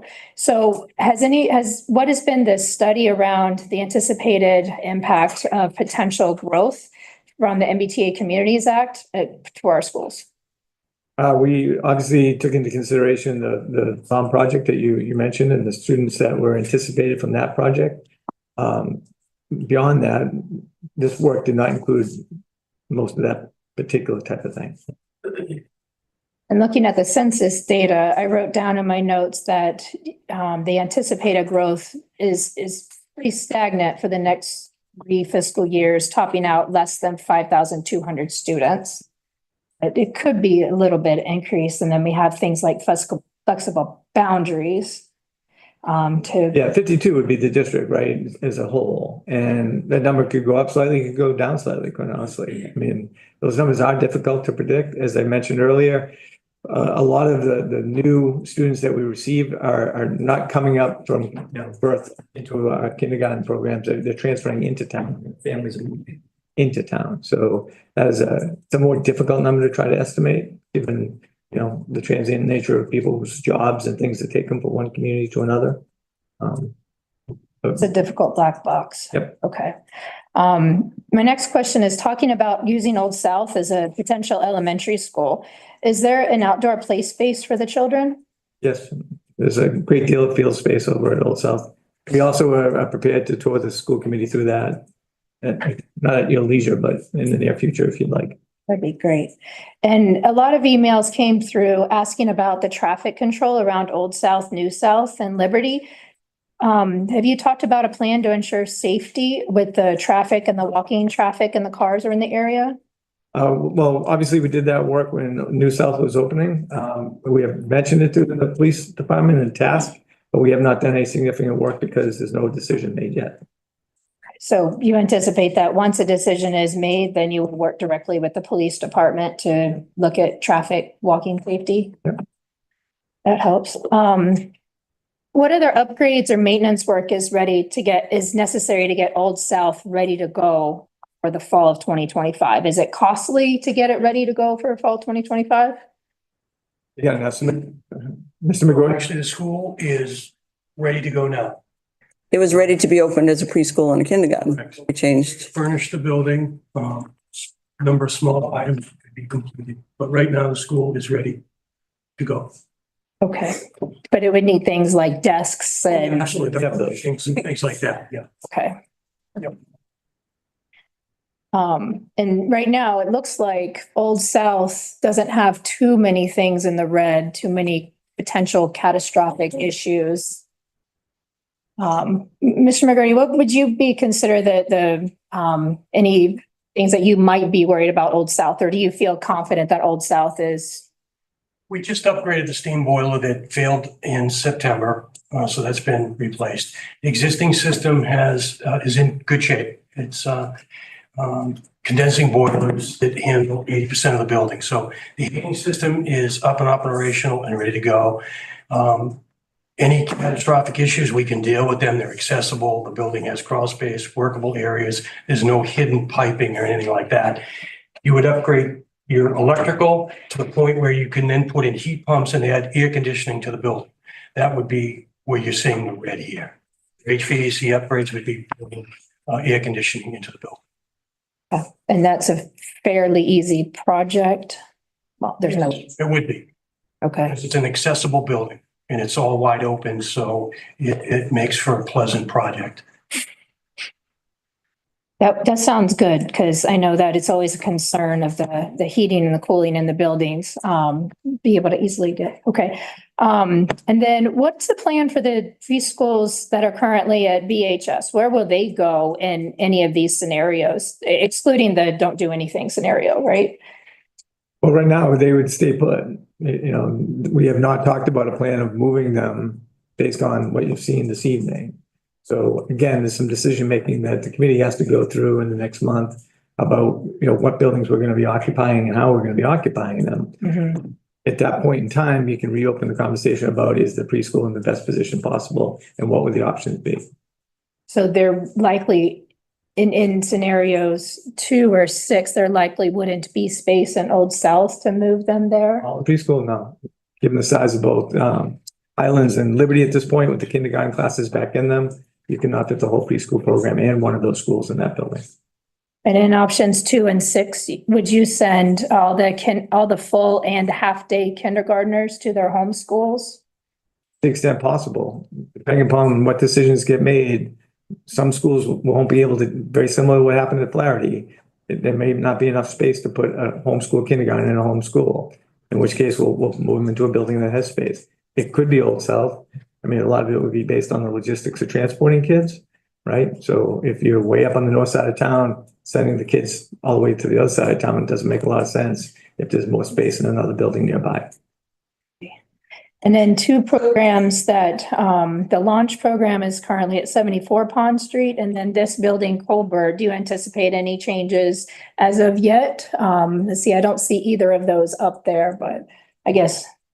No, it can be part of the broader conversation. Obviously, we need a location for launch. It's a very successful program. What the town may choose to do with 74 Pond Street down the road, we would have to adjust to whatever that plan might look like. Colbert, depending upon the ultimate decision, could move into several different locations. We're not a big building from a personnel standpoint. Old South would be an option, but other schools could be an option as well. Okay. And thinking about, Mr. Fogarty indicated a couple of the clawback repayments from MSBA. If, for instance, we closed Highlands, the repayment would be $600K. Is Ross one of those? Okay. And would closing an MSBA assistant building affect our ability to get a future SOI approved? Not necessarily, but it is a conversation we need to have with them. Okay. That's all my questions. Thanks. Thank you. Ms. Duffy, do you have questions? Thank you. So thank you for your presentation.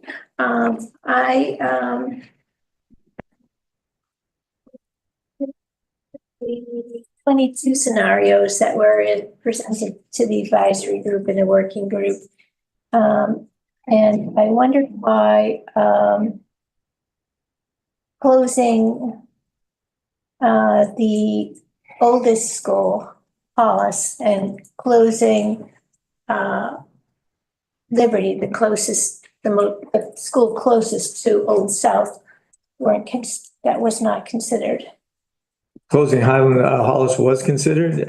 The data indicated that it would create overcrowding on the north side of town significantly. It is one of our largest elementary schools. It's also centrally located in town, so it's a kind of a hub from which we can move kids in and out.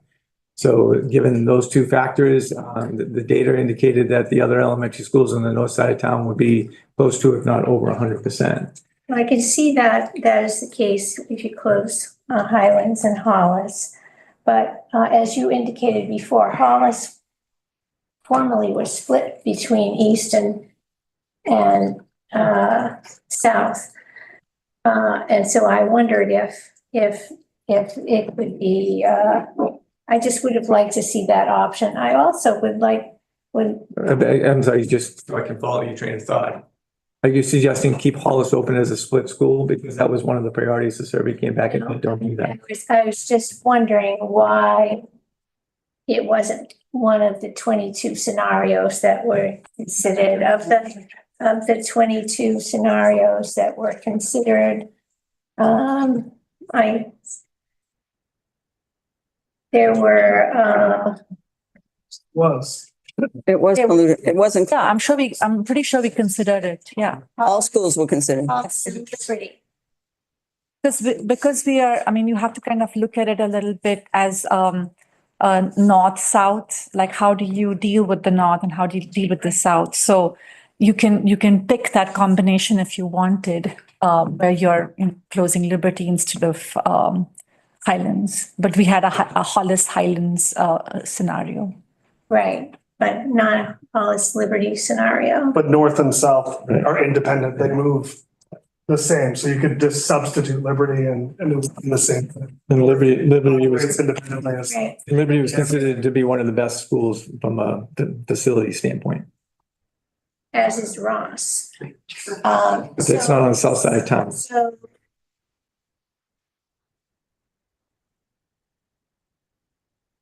okay, so my next question is about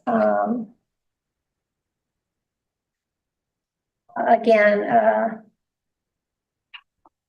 about your option of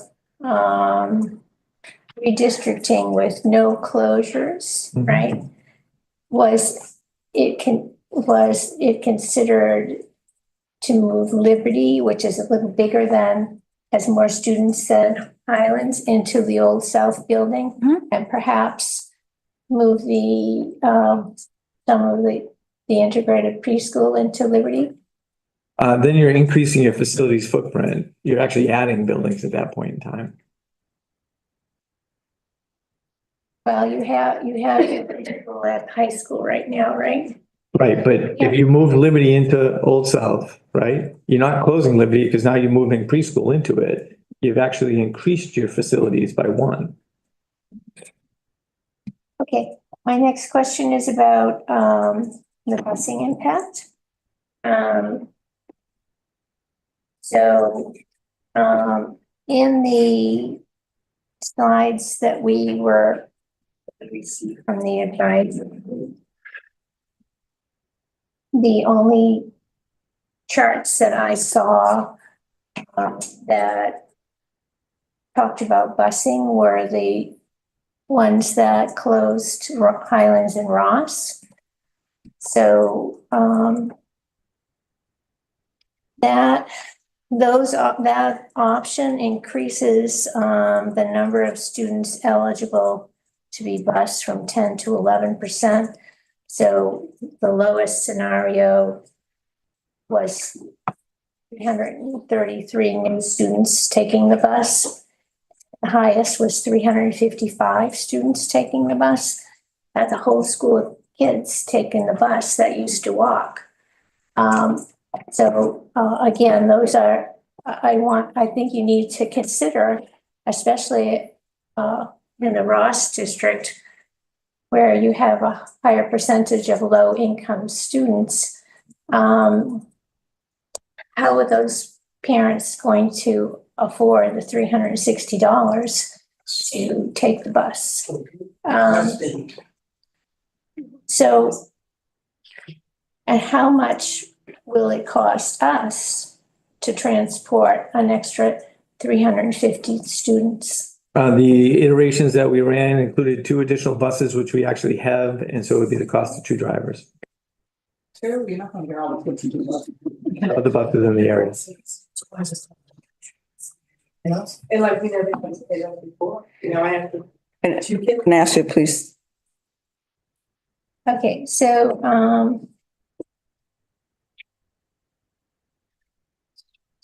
I also was concerned that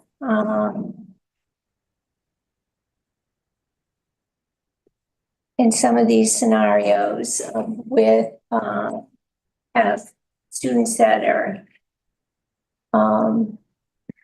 currently going to Liberty who could actually walk to Old South closer. Did you consider that? Districting the southern part of town, that it could be closer for some of the Liberty is closer to Old South than Highlands. So if you close Highlands and Ross, are you going to have Liberty students who could actually walk to Old South, going to a different school? We have that now. We have several other elementary schools where kids go to a different school, but are within walking distance of the second school. What example is that? Flaherty. There's an entire, much closer to Ross than they are Flaherty. And we bus them to Flaherty. We could easily walk to Ross. Don't we also have the Liberty group that's on the other side of Highlands? Yep. Yes. Highlands in between? So it does happen. Yeah. Enough. Okay, and my final question is I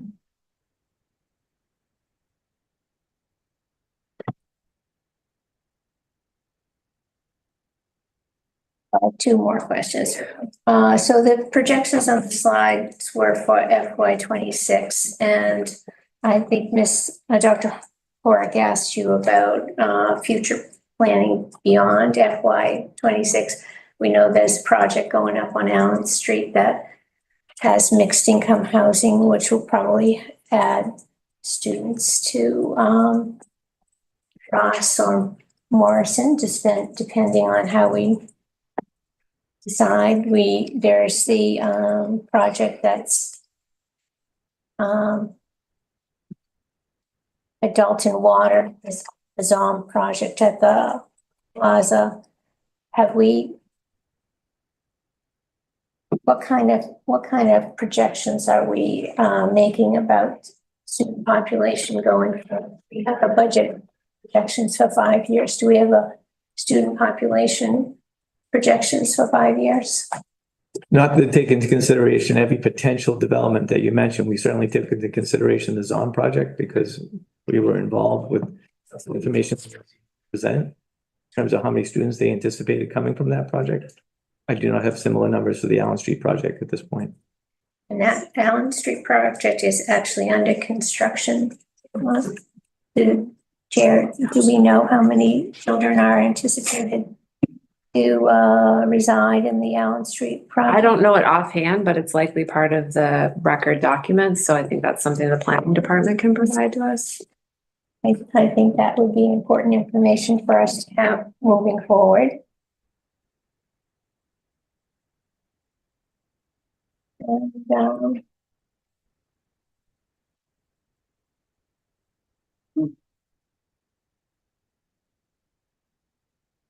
okay, so my final question is, we are looking at yet another SOI for high school tonight. Has it ever been considered to do a SOI for Hollis and have a central elementary school at some point rather than having schools that are in disrepair? Well, the last part's not mutually exclusive, but I mean, part of the thinking in terms of a high school is, one, it affects things programmatically. You can only run certain labs in a science class if the labs are antiquated. Similar with art, similar with theater. Not the same case always at an elementary. If you were to try to engage the MSBA in an elementary project, they would want to see consolidation, 2, perhaps even 3 elementary schools consolidated into one. Inevitably, because of the size of the building, it's going to require debt exclusion, and you're going to have to go out to the community to ask for money. Half the community will have no direct benefit that particular school. You would hope that you'd have a conversation with the MSBA to partner, if you were going to do one, to do another one within some reasonable time frame, so that perhaps over 10 to 15, a year window of time, you could have 2 large elementary schools servicing both sides of town. And if the MSBA would engage in that, then again, now you have 2 separate debt exclusion votes. At any one point in time, only half the community has direct benefit. Whereas with the high school, everybody comes through the system, goes to the high school. And, I think from a debt exclusion standpoint, there are advantages to that. That should not be understated.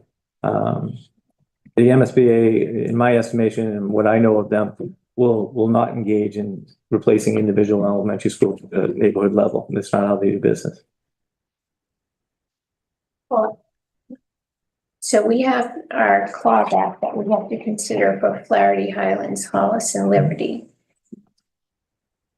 Those are for the routes, correct? Correct. What was the time period for those debt exclusions? How long will we have to wait until we wouldn't have to pay that back? How long was the debt for? On the MSBA, it's the money that you owe the MSBA. It's not debt that we took locally. So, it's their depreciation factor. Right. So we'd have to find out from them how much are they depreciating it by year, whether it's a linear progression or some other algorithm that I'm unaware of. But we'd have to find out exactly how much we'd owe until what point in time. South was 10, 12 years ago in terms of their project, and we still owe money on it. Thank you. Any more questions, but Sure, legitimate questions. No, okay, Mr. Bogey. thanks. So I had a question. This is kind of technical, maybe in the weeds a little bit. There's something I was really curious about. Last week, we obtained different slide decks that were shown to the working group and the advisory committee. And just for the record, the working group consisted of Sarah Kaufman, Jim Lee, Nora Vernaza, Aaron Littlewood, Tim McDonald. The advisory committee, Lisa Fisk-Hager, myself, Mike McGordy, Mike Esmond, Peter Kurzberg, Petra Platt, and Tina Jones, transportation manager, and Patrick Hines of transportation. And when I looked at the slide decks that were presented to the working group, which I had not seen previously, I had a question about some of the slides regarding option 4. So option 4 is the option where Highlands and Flaherty are closed. Now, in the version of option 4 that was shown to the advisory committee and that was shown in the public forum, Ross is over capacity at 103%, but there were essentially in the slide shown to the working group versions of option 4 where it appeared that no school were over capacity and that they were all under capacity. And there may be a very good reason why. I wanted to understand why wasn't the versions of option 4 where Highlands and Flaherty are closed, aren't the versions where everything is under capacity shown to the public, and instead one where one school is over capacity. And there may be a very good explanation for that. And I know it's kind of technical, but I felt it important to ask. I don't know that I can answer that without looking at, because we looked at so many different scenarios, and I don't think there was any hiding anything. We just looked at everything. We looked at what the numbers look like, and we presented what seemed like the best option to be presented, because there's so much data and so much information to be shown. So we can go back and look at it and answer the question, but at this moment, I don't think I can answer that question.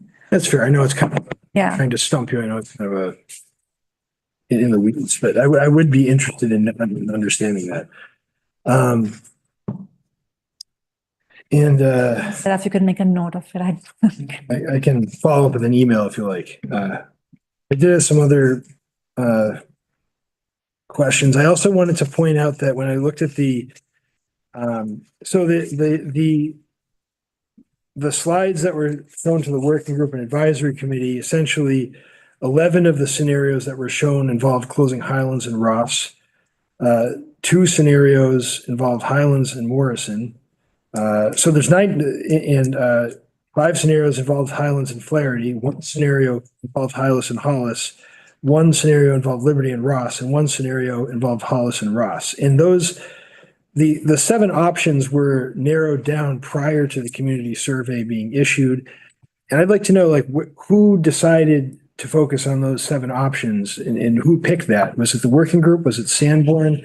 I understand there were guiding principles, but the whole process is a little mysterious to me as to who came up with the guiding principles and how those options were identified. To the exclusion of some were highly focused on Highlands and Ross. There were 11 different scenarios were created. Of course, there was an advisory. I know there was an advisory committee survey that was similar to the community surveys, but I was wondering if you could speak to that, and specifically, what was the role of the working group? What was decided in terms of starting with these scenarios? What was decided by the working group? What's decided by Sanborn? Can you speak at all about that process? Yeah, I think we made it quite clear when we first, at the kickoff, which you were present for, the way the whole process worked. When you create a working group, the idea is that you work with that group on a very, like we were working on a weekly basis. And you filter that stuff. So you don't want to be showing the public and everybody everything, because there's so much that you have to look at and say, this just doesn't work. There's no point in taking this forward. So the working group, the idea is that you get together, it's a small group, you say, okay, these are all the various options that need to be considered. You come to that conclusion based as a group, not anybody individually. So the working group suggests it, we build those scenarios, we build the options, we bring it to the working group the next time, like the next week, we look at them, we evaluate them. And then looking at the numbers, looking at the map, looking at the guiding principles, which were basically developed based on a community survey. So the community survey, there was the community that came up with those guiding principles. And then you look at those options that you have and you evaluate them based on those guiding principles. And then once we have a bunch of options and scenarios to present to the advisory group, the idea is that let's take it there and get feedback on what they look like. Does this make sense? Are we missing something? Is there something more that we should be looking at? And that is the process that we used. So we developed scenarios and options and scenarios in group, brought them to the advisory group. We took their feedback and then went back to the drawing board, and that's how we whittled it down to these 3 options from the ones that we looked at. And the reason for not building many scenarios it was more like, okay, this is just not viable. So we can keep building scenarios on it, but if it's not viable to begin with, let's look at the option and see what's viable about it. If it's not viable, then it just didn't make sense building scenarios for the sake of building scenarios. And the building blocks were developed by Sanborn in conjunction with the working group? Yes. Seems like a lot rides on the building blocks. The building blocks are different. Doesn't everything change in terms of what can be done? Sure. You had the opportunity to comment on them at the advisory group. We showed you the components. We said these are the components. We were very thorough about them because, we looked at neighborhoods. We looked at where the boundaries were, looked at where the parcels were. We were very careful and deliberate about them. And, that's how we created the components. It was, and we did it all across town. There was no one area that was, it was the purpose of building those components is that you might not use them all. So, you build them so that you have them available, but you might not use them all. And unlike in the Plymouth study, there were no parents on the advisory committee, at least other than parents that were involved. It all depends on the district and, the involvement. 1 second. Are you done, Mr. Fogarty? Do you have another question? I did have just a couple of brief points that I wanted to make. One is that the presentation says Ross has the smallest class sizes. And this is just, I'm not trying to be nitpicky, but if I look at the average class sizes, Ross has the smallest class sizes in grades 1 and 3, but not in kindergarten 2 or 4. In that one, some other school wins the award for the smallest class sizes. And then there's another statement in the slide deck says flexible boundary policy cannot help, but it seems like it can't help in the south, but can it help in the north?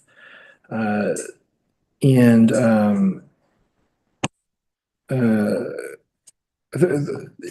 my other just thought is the issue of the security issue with Old South being leased. I'd like to take a closer look at that because there are many schools that are close, in urban areas that are close to commercial buildings. You have Flaherty, it's right next to South Shore Plaza.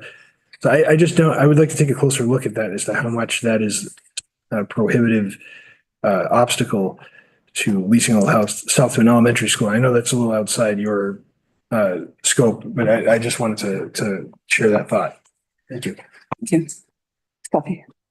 I just wanted to clarify about the components. Were they equally filled with population of students, or were they just based on streets? And a little bit of population but that's the way the town is. You're clearly the northeastern part is a little more dense. And so, there might be more components there compared to another part of town where there aren't houses. So it didn't make sense splitting that up. If there are no houses and there's more open space or there's more. So it's all based where the students are. That's what you start. A combination of students and the geography. So I understand from the slides we got from the working group that you worked on the interactive mapping tool between November 25th and December 12th. So that's ready to go tomorrow. Is that correct? Yes. I believe we'll have it up tomorrow. And could you explain does that interactive mapping tool have each component under each option? You'll see it when it's public. The link is shared out, but it's built as a story map. So you just sort of scroll through it. It's a website which sort of, kind of mimics some of the slides. So it gives you some background information. And then we have all the 6 options available for users to see. But we also have a little tool at the end where you can find your address, and depending on the address, it gives you the option of, okay, what happens to you in each of the options? So what happens to that address in each of the options? Yes. Any other questions or comments from anybody? Could I just ask, is there a rule of thumb for like, we haven't redistricted in how many years, 20 years? What is the like typical redistricting? Like, are any districts doing it like somewhat more regularly, or is there a good rule of thumb for how often a district should redistrict? I think it's considered optimum every 10 years because population shift, but as you can tell, just from all the conversations we've been having, this is very difficult work. And, you know, people, once you get settled into something, it's very difficult to want to leave that something. So I'm sure that 10 years gets expanded left, right, and center in terms of what community you might be talking about. But with respect to how it affects schools, every 10 years would be optimal. And we've handled it up to this point really through the flexible boundaries. The south side particularly, like. Yeah, we move things around every single year when they're moving into town for the first time. And we look at class sizes at Hollis and we say, well, there's not enough room there. We might send that kid to Flaherty. It's all based on where we have transportation that can move them to another school. So, you know, even though some schools might not be in close proximity, inevitably we have a bus near that border. So we can take the kid to the school for it. That's how we've handled it over the last several years. Any other questions or comments? That's actually one. Yes, Mr. Rowell. So the savings on the slides, are those including like utility numbers and town maintenance side? So those, the 500K, are we including like, you know, heating costs, electrical costs? No, so, actually, I'm not sure if that's for me, but I just would say that this, what we talked about before, you know, the numbers that were on the capital slides, that doesn't capture any of the savings on the, let's call it the town side of the budget. In the Sanborn, like, so there was the estimated like 500K of savings, right, in year one. So is that all encompassing for town side benefits? The 400, the 100 would come from on the items that you were describing. Okay. That's it. All right, that's a lot of information. One last question. Ms. Tuffy. What is the capacity for a big bus? How many elementary students can? 50 is what we use conservatively. You could probably get more on there, but we try to stop at 50.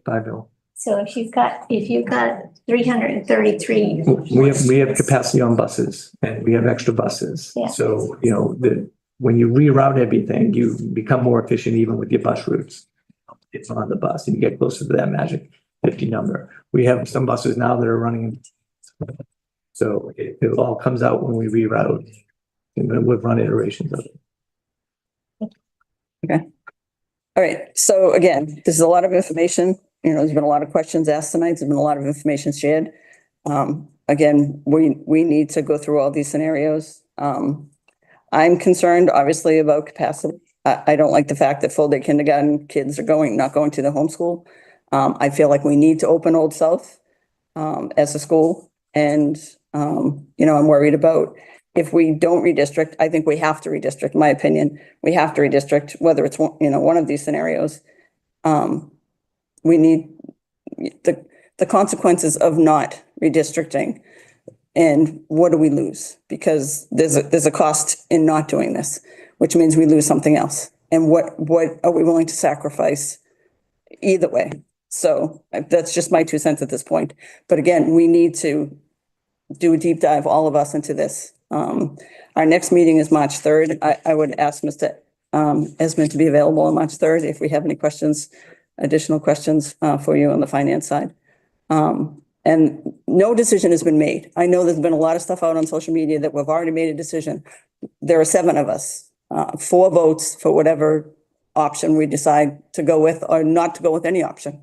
So again, this is the body that will decide. And we appreciate, again, send emails. We appreciate the feedback. You know, I've seen all the social media posts. I'm on social media. So, and I understand that this is a very emotional, and I appreciate that you're advocating for your neighborhood schools, and I appreciate that you're advocating for your students and your children. So none of that is lost on any of us. So no discussion. I'm sorry at this point. The March 3rd meeting is an open meeting. We will have a public meeting. We haven't set the date yet. There'll be a 7-day notice period. So it'll be some Monday in March. It'll be in a bigger forum, obviously, because I imagine many people will come and talk about which scenario they support or don't support potentially. Okay, so again, we have 2 2 March scheduled meetings on the 3rd and the 17th, but we have tentative meetings on every other Monday. So we as a community will decide, and we'll obviously let people know what we're going to talk about and what those agendas will be in those future meetings. All right. So you're welcome to stay for the rest of the, I imagine you just wanted to be here for Sanborn. But thank you all for joining us. Appreciate it. Back here. We're talking about like she is flying here by herself. Thank you very much.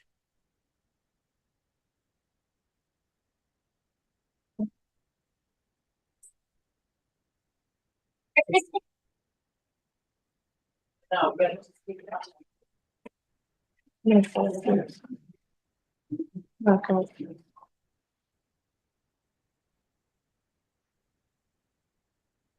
there any other administrative updates?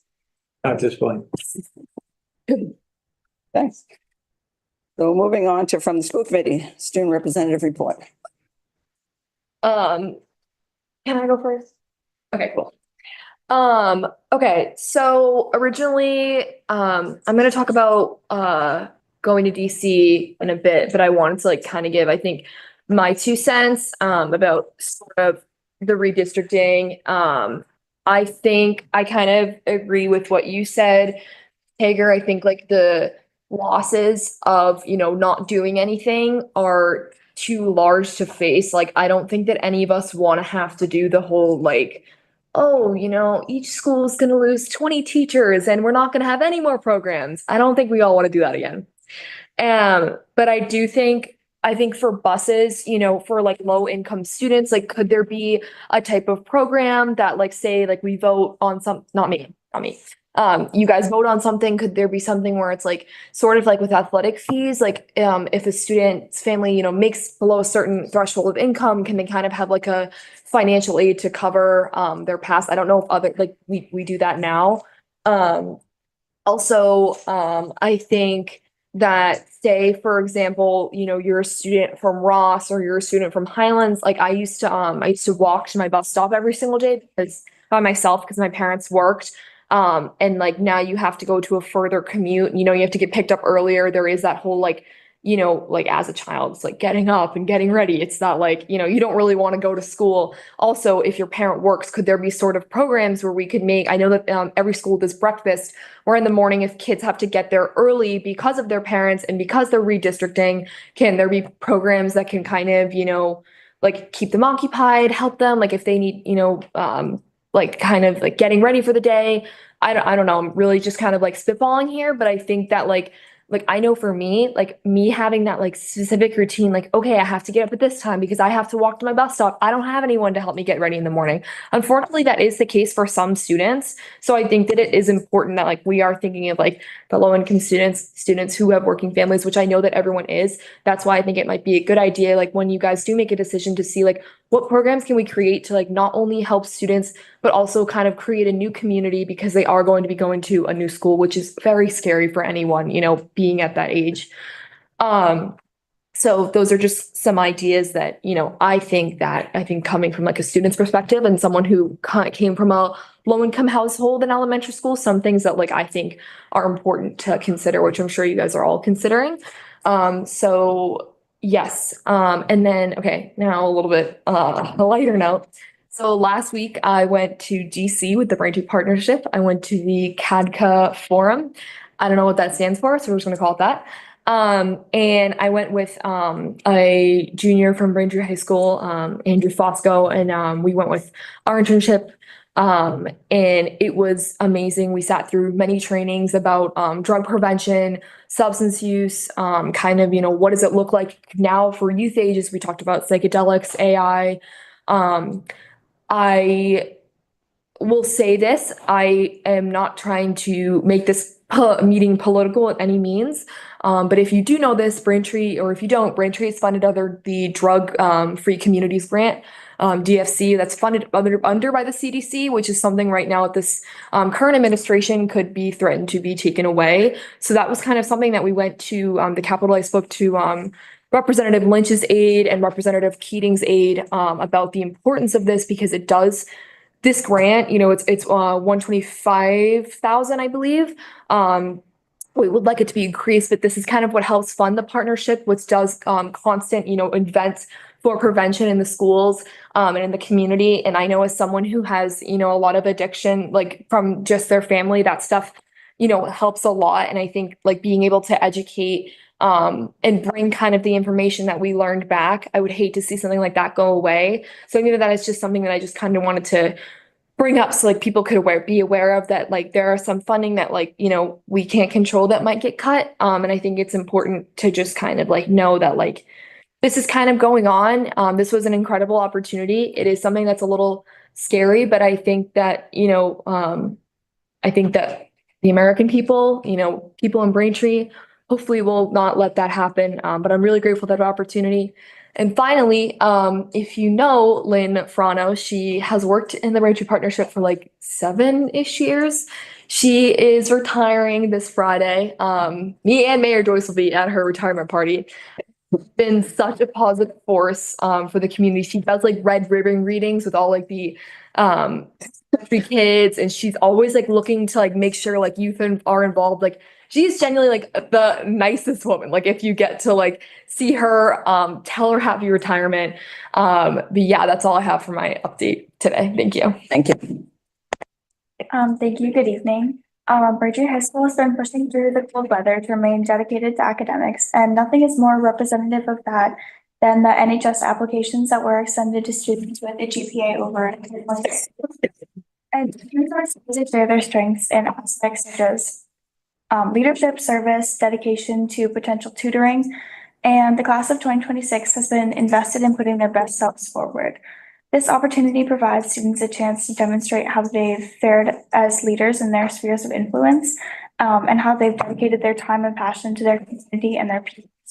And overall, this is an endeavor that many are excited to take on. And also, I just wanted to touch on the redistricting. I want to thank everyone for showing up for their schools and for their words on their passion and dedication to the school students and their children. That will obviously never go unnoticed by this body. And we were asked at our meeting with Mr. Lee earlier this week what our thoughts were on the topic of redistricting.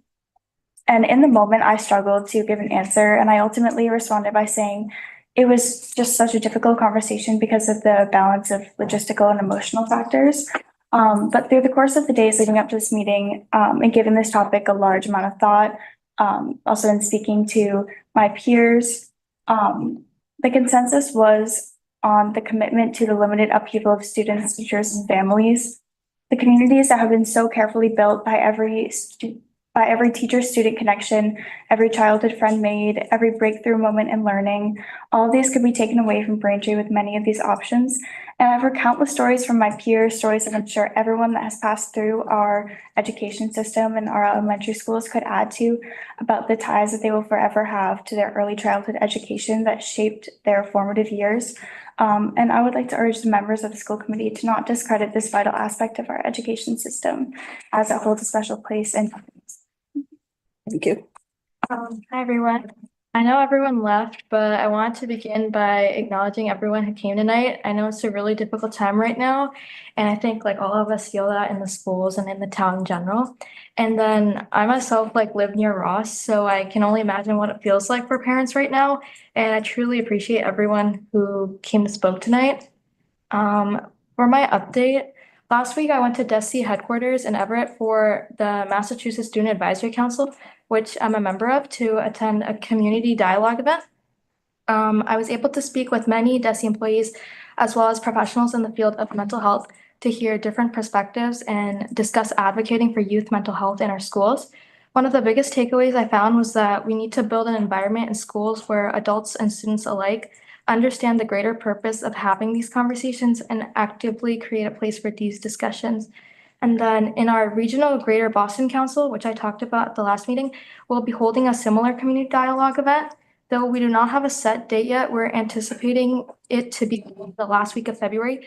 So if anyone on the committee or school system is interested in hearing student voices on matters like school safety, school connectedness, and mental health, feel free to reach out to me and I can share more information about the event. It'll be students all across Greater Boston schools, including myself and another student from Braintree High School. Thank you. Hi everyone. So going back to like everyone's point, and also Zeb. So I also was an elementary school student, and it was an excellent school and gave me tons of memories. So, and I'm sure it still is. So I truly believe it is disheartening to learn about all the difficulties parents and students are facing, and hopefully something can be done. So for my update today, I want to discuss about our upcoming Interact Club event. It's a volunteering opportunity at the Eatries Nursing Home on Sunday, February 16th. So as volunteers, we'll spend time with individuals there. And essentially, like they have all the activities that planned out, and we have to go there and engage in the process and do whatever activities they have planned with the elderly people. Essentially, this is just like to help them, like make them feel better emotionally, hope to make them feel united to their community. And as participant in the principal roundtable meeting with Dr. Scully 2 Fridays ago, we were given a list of school improvement plans, which we had listed a few weeks prior to that meeting. And essentially in the meeting, we had as a principal roundtable, like we had ordered like which ones we basically believe were like the most important. And that's all I have for today. Thank you. Thank you. Thank you all. Any questions or comments from the committee on the updates? We appreciate the feedback too regarding the elementary schools and the redistricting from our student perspective. So thank you.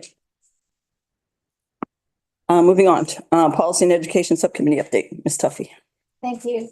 The Policy and Education Subcommittee met on February 6th. We moved forward an amendment to policy JF, the new residency policy, and also 2 policies on warrant procedures. So for JF, policy JF, the sentence, students who are enrolled in the Braintree Public Schools but attend an educational program outside of the town shall be required to reestablish residency on an annual basis, was deleted. It held students in out-of-district placements to a different standard than the rest of the students. Does anybody have any questions about that, deleting that sentence?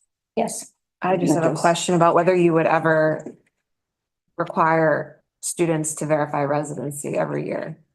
Is that just like we're just bursting that thought, like just applying the same standard as a curiosity?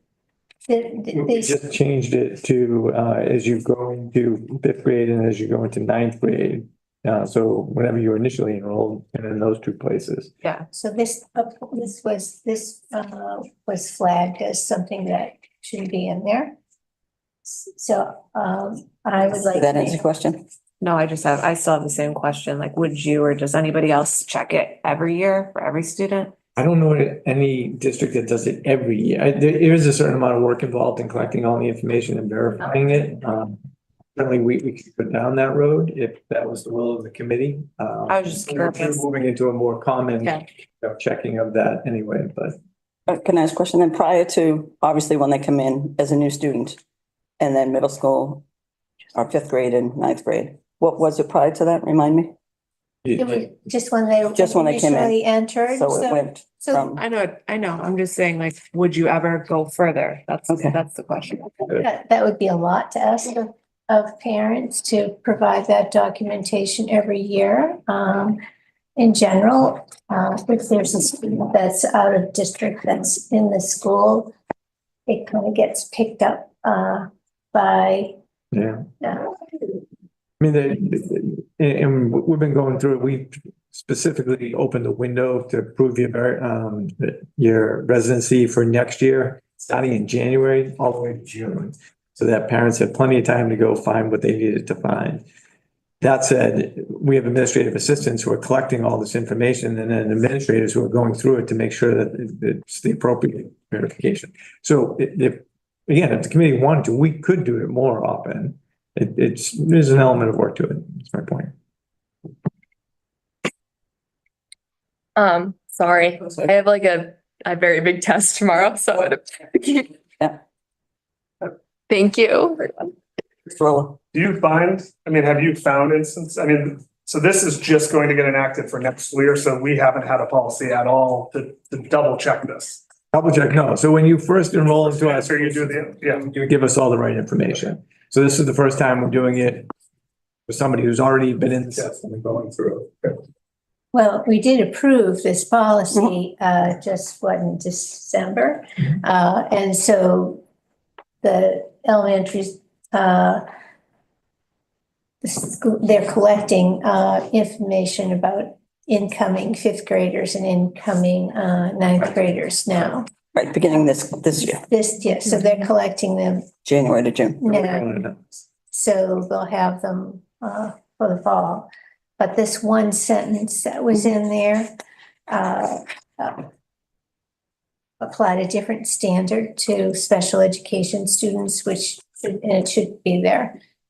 So I would like to make a motion to delete the sentence, students who are enrolled in the Braintree Public Schools but attend an educational program outside of town shall be required to reestablish residency on an annual basis. Was this taken up at the subcommittee and voted on as a Yes. change? Okay. Yes.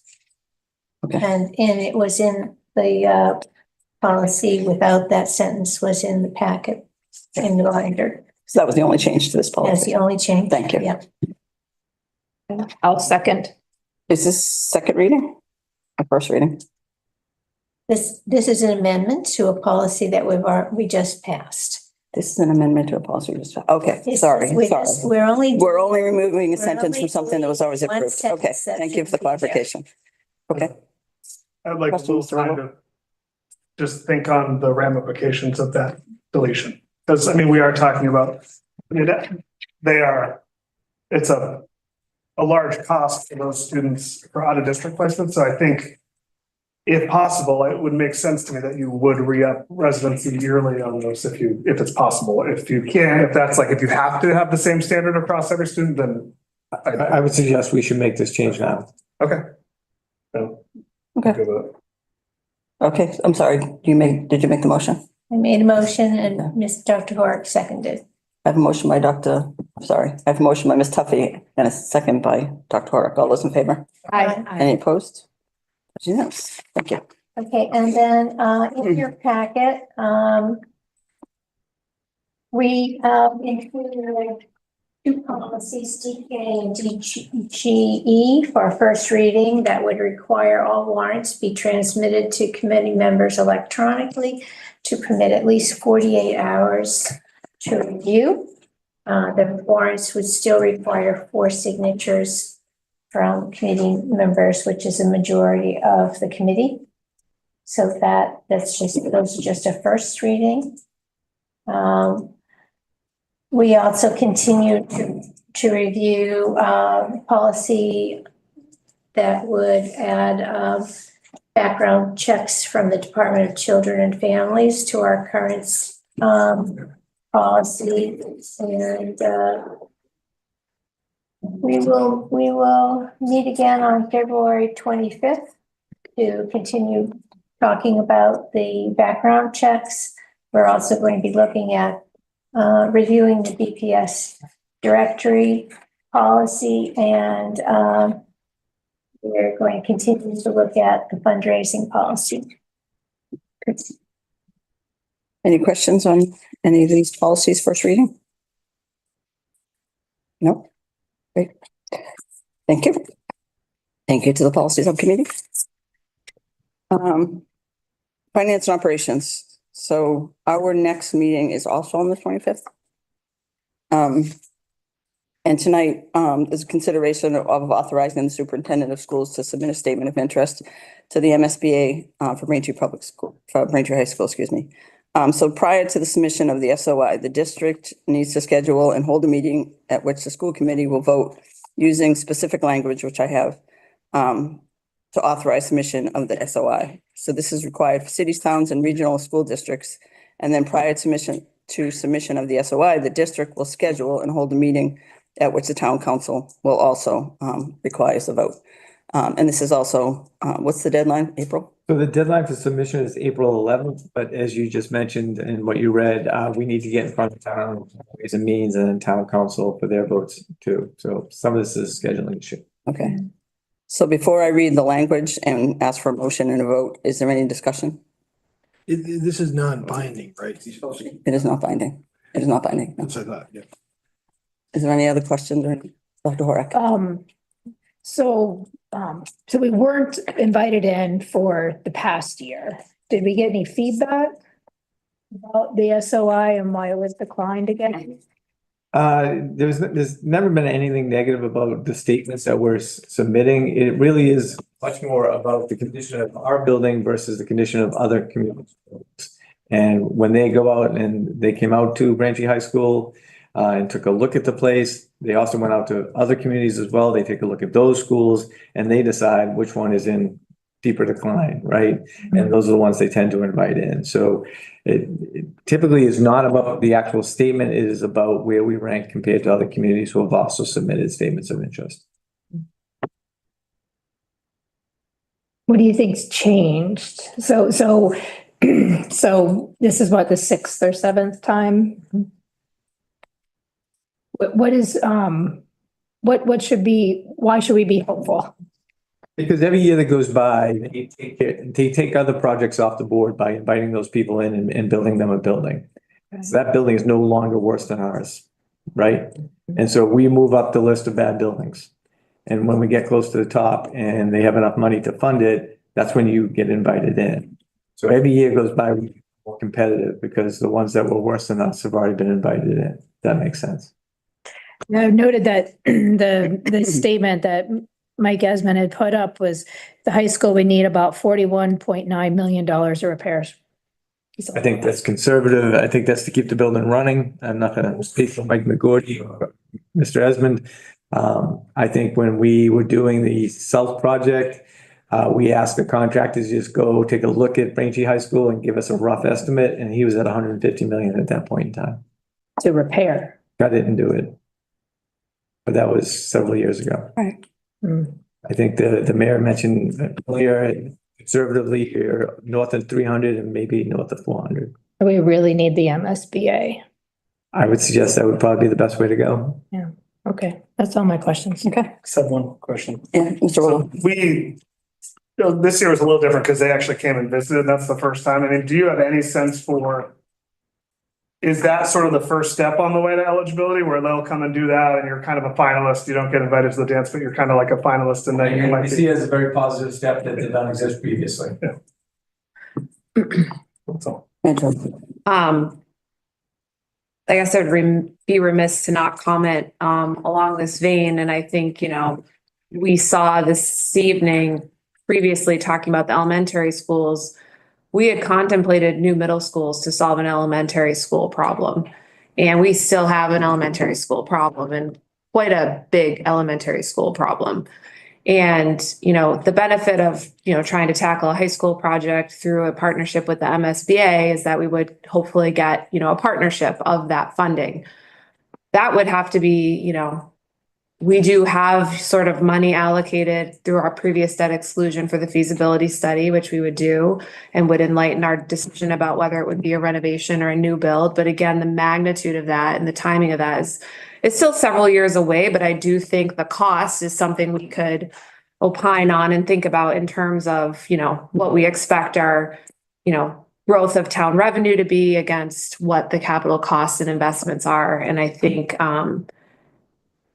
we should be very critical about what that looks like to a taxpayer. I don't think that that's, a fun thing to say. Maybe we shouldn't, maybe we should think about that differently. But there isn't, again, endless amounts of money. And I think, we had heard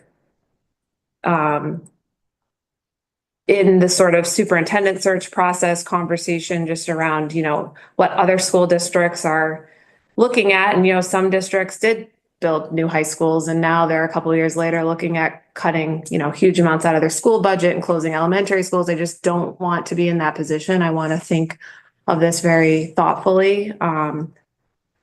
I don't exactly know what pausing an SOI looks like, you know, if that takes us out of the running, but I think we need to be very truthful about what we can afford as a community, and I do worry about that. Absolutely, I would agree. Any other questions or comments? So I am going to read the motion. I'll ask for a second, and then we'll vote. So resolved, having convened in an open meeting on February 10th, 2025, prior to the SOI submission closing date, the school committee of Braintree, in accordance with its character, bylaws, and charter, bylaws, and ordinances, has voted to authorize the superintendent to submit to the Massachusetts School Building Authority the statement of interest form dated February 5th, 2025 for the Braintree High School located at 128 Town Street, Braintree, Massachusetts, which describes and explains the following deficiencies in the priority categories for which an application may be submitted to the Massachusetts School Building Authority in the future. Priority number 5, replacement, renovation, or modernization of the school facility systems such as roofs, windows, boilers, heating, and ventilation systems to increase energy conservation and decrease energy-related costs in a school facility. Priority number 7, replacement of or addition to obsolete buildings in order to provide a full range of programs consistent with the state and approval local requirements.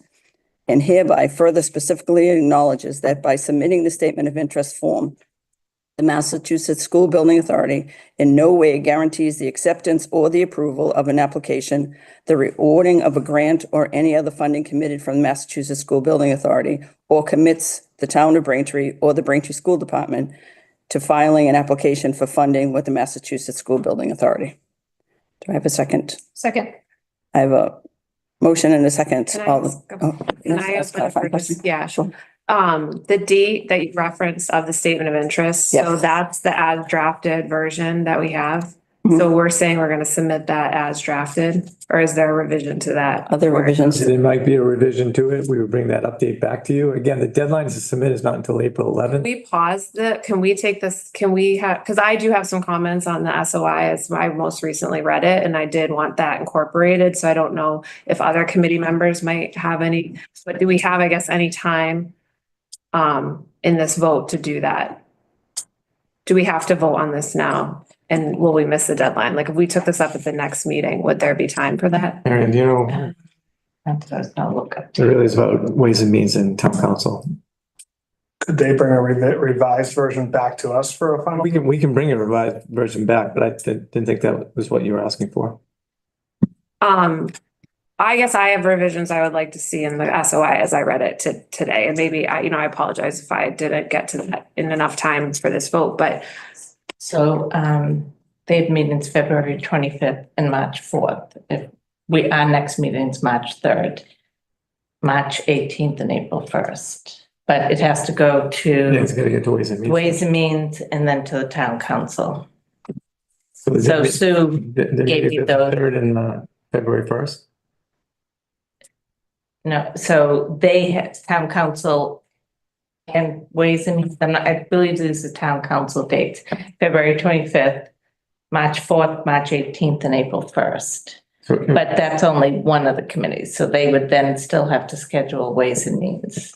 Is my Does Ways and understanding. Means Let's go to Ways before and town Means. council? And then town council. Yeah, and they do, I think there is some flexibility in that if we had to sort of work with them to either add a meeting or add something to. So we can shoot for the April 1st date with them, assuming that Ways and Means can meet with us right before town council, which we can push this off until March 4th. March 3rd would be us, March 4th is their next meeting. So that would be too late to get it on that agenda, I'm sure, But we could get on the April 1st one. on March 18th. Yeah, so, yeah. You want to hold off until March 3rd? So you want to table this until the March 3rd meeting? We have a motion and a second on the table. I will leave it up. I mean, I don't know if any other committee members have comments on it, but We just don't want to miss the deadline. And it's very specific. The motion is very specific. So if we change the date, we need to do this over again. So It sounds like we can get in front of them if we wait till March 3rd. So if there's a desire to wait till March 3rd, I think we're going to be okay, but we just have to know what you'd like to do.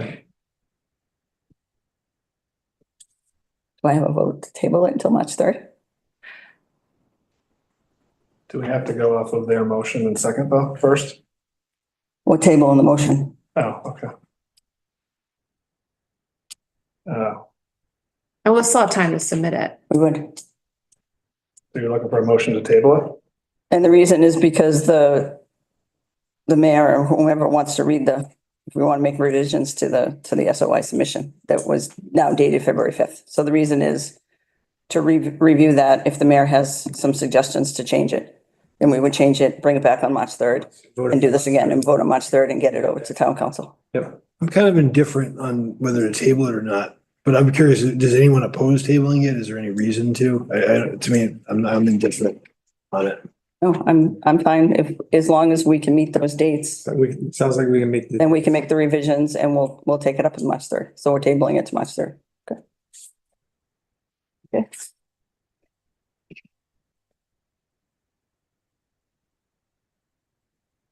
And our next meeting is February 25th, 5:30. Is that correct?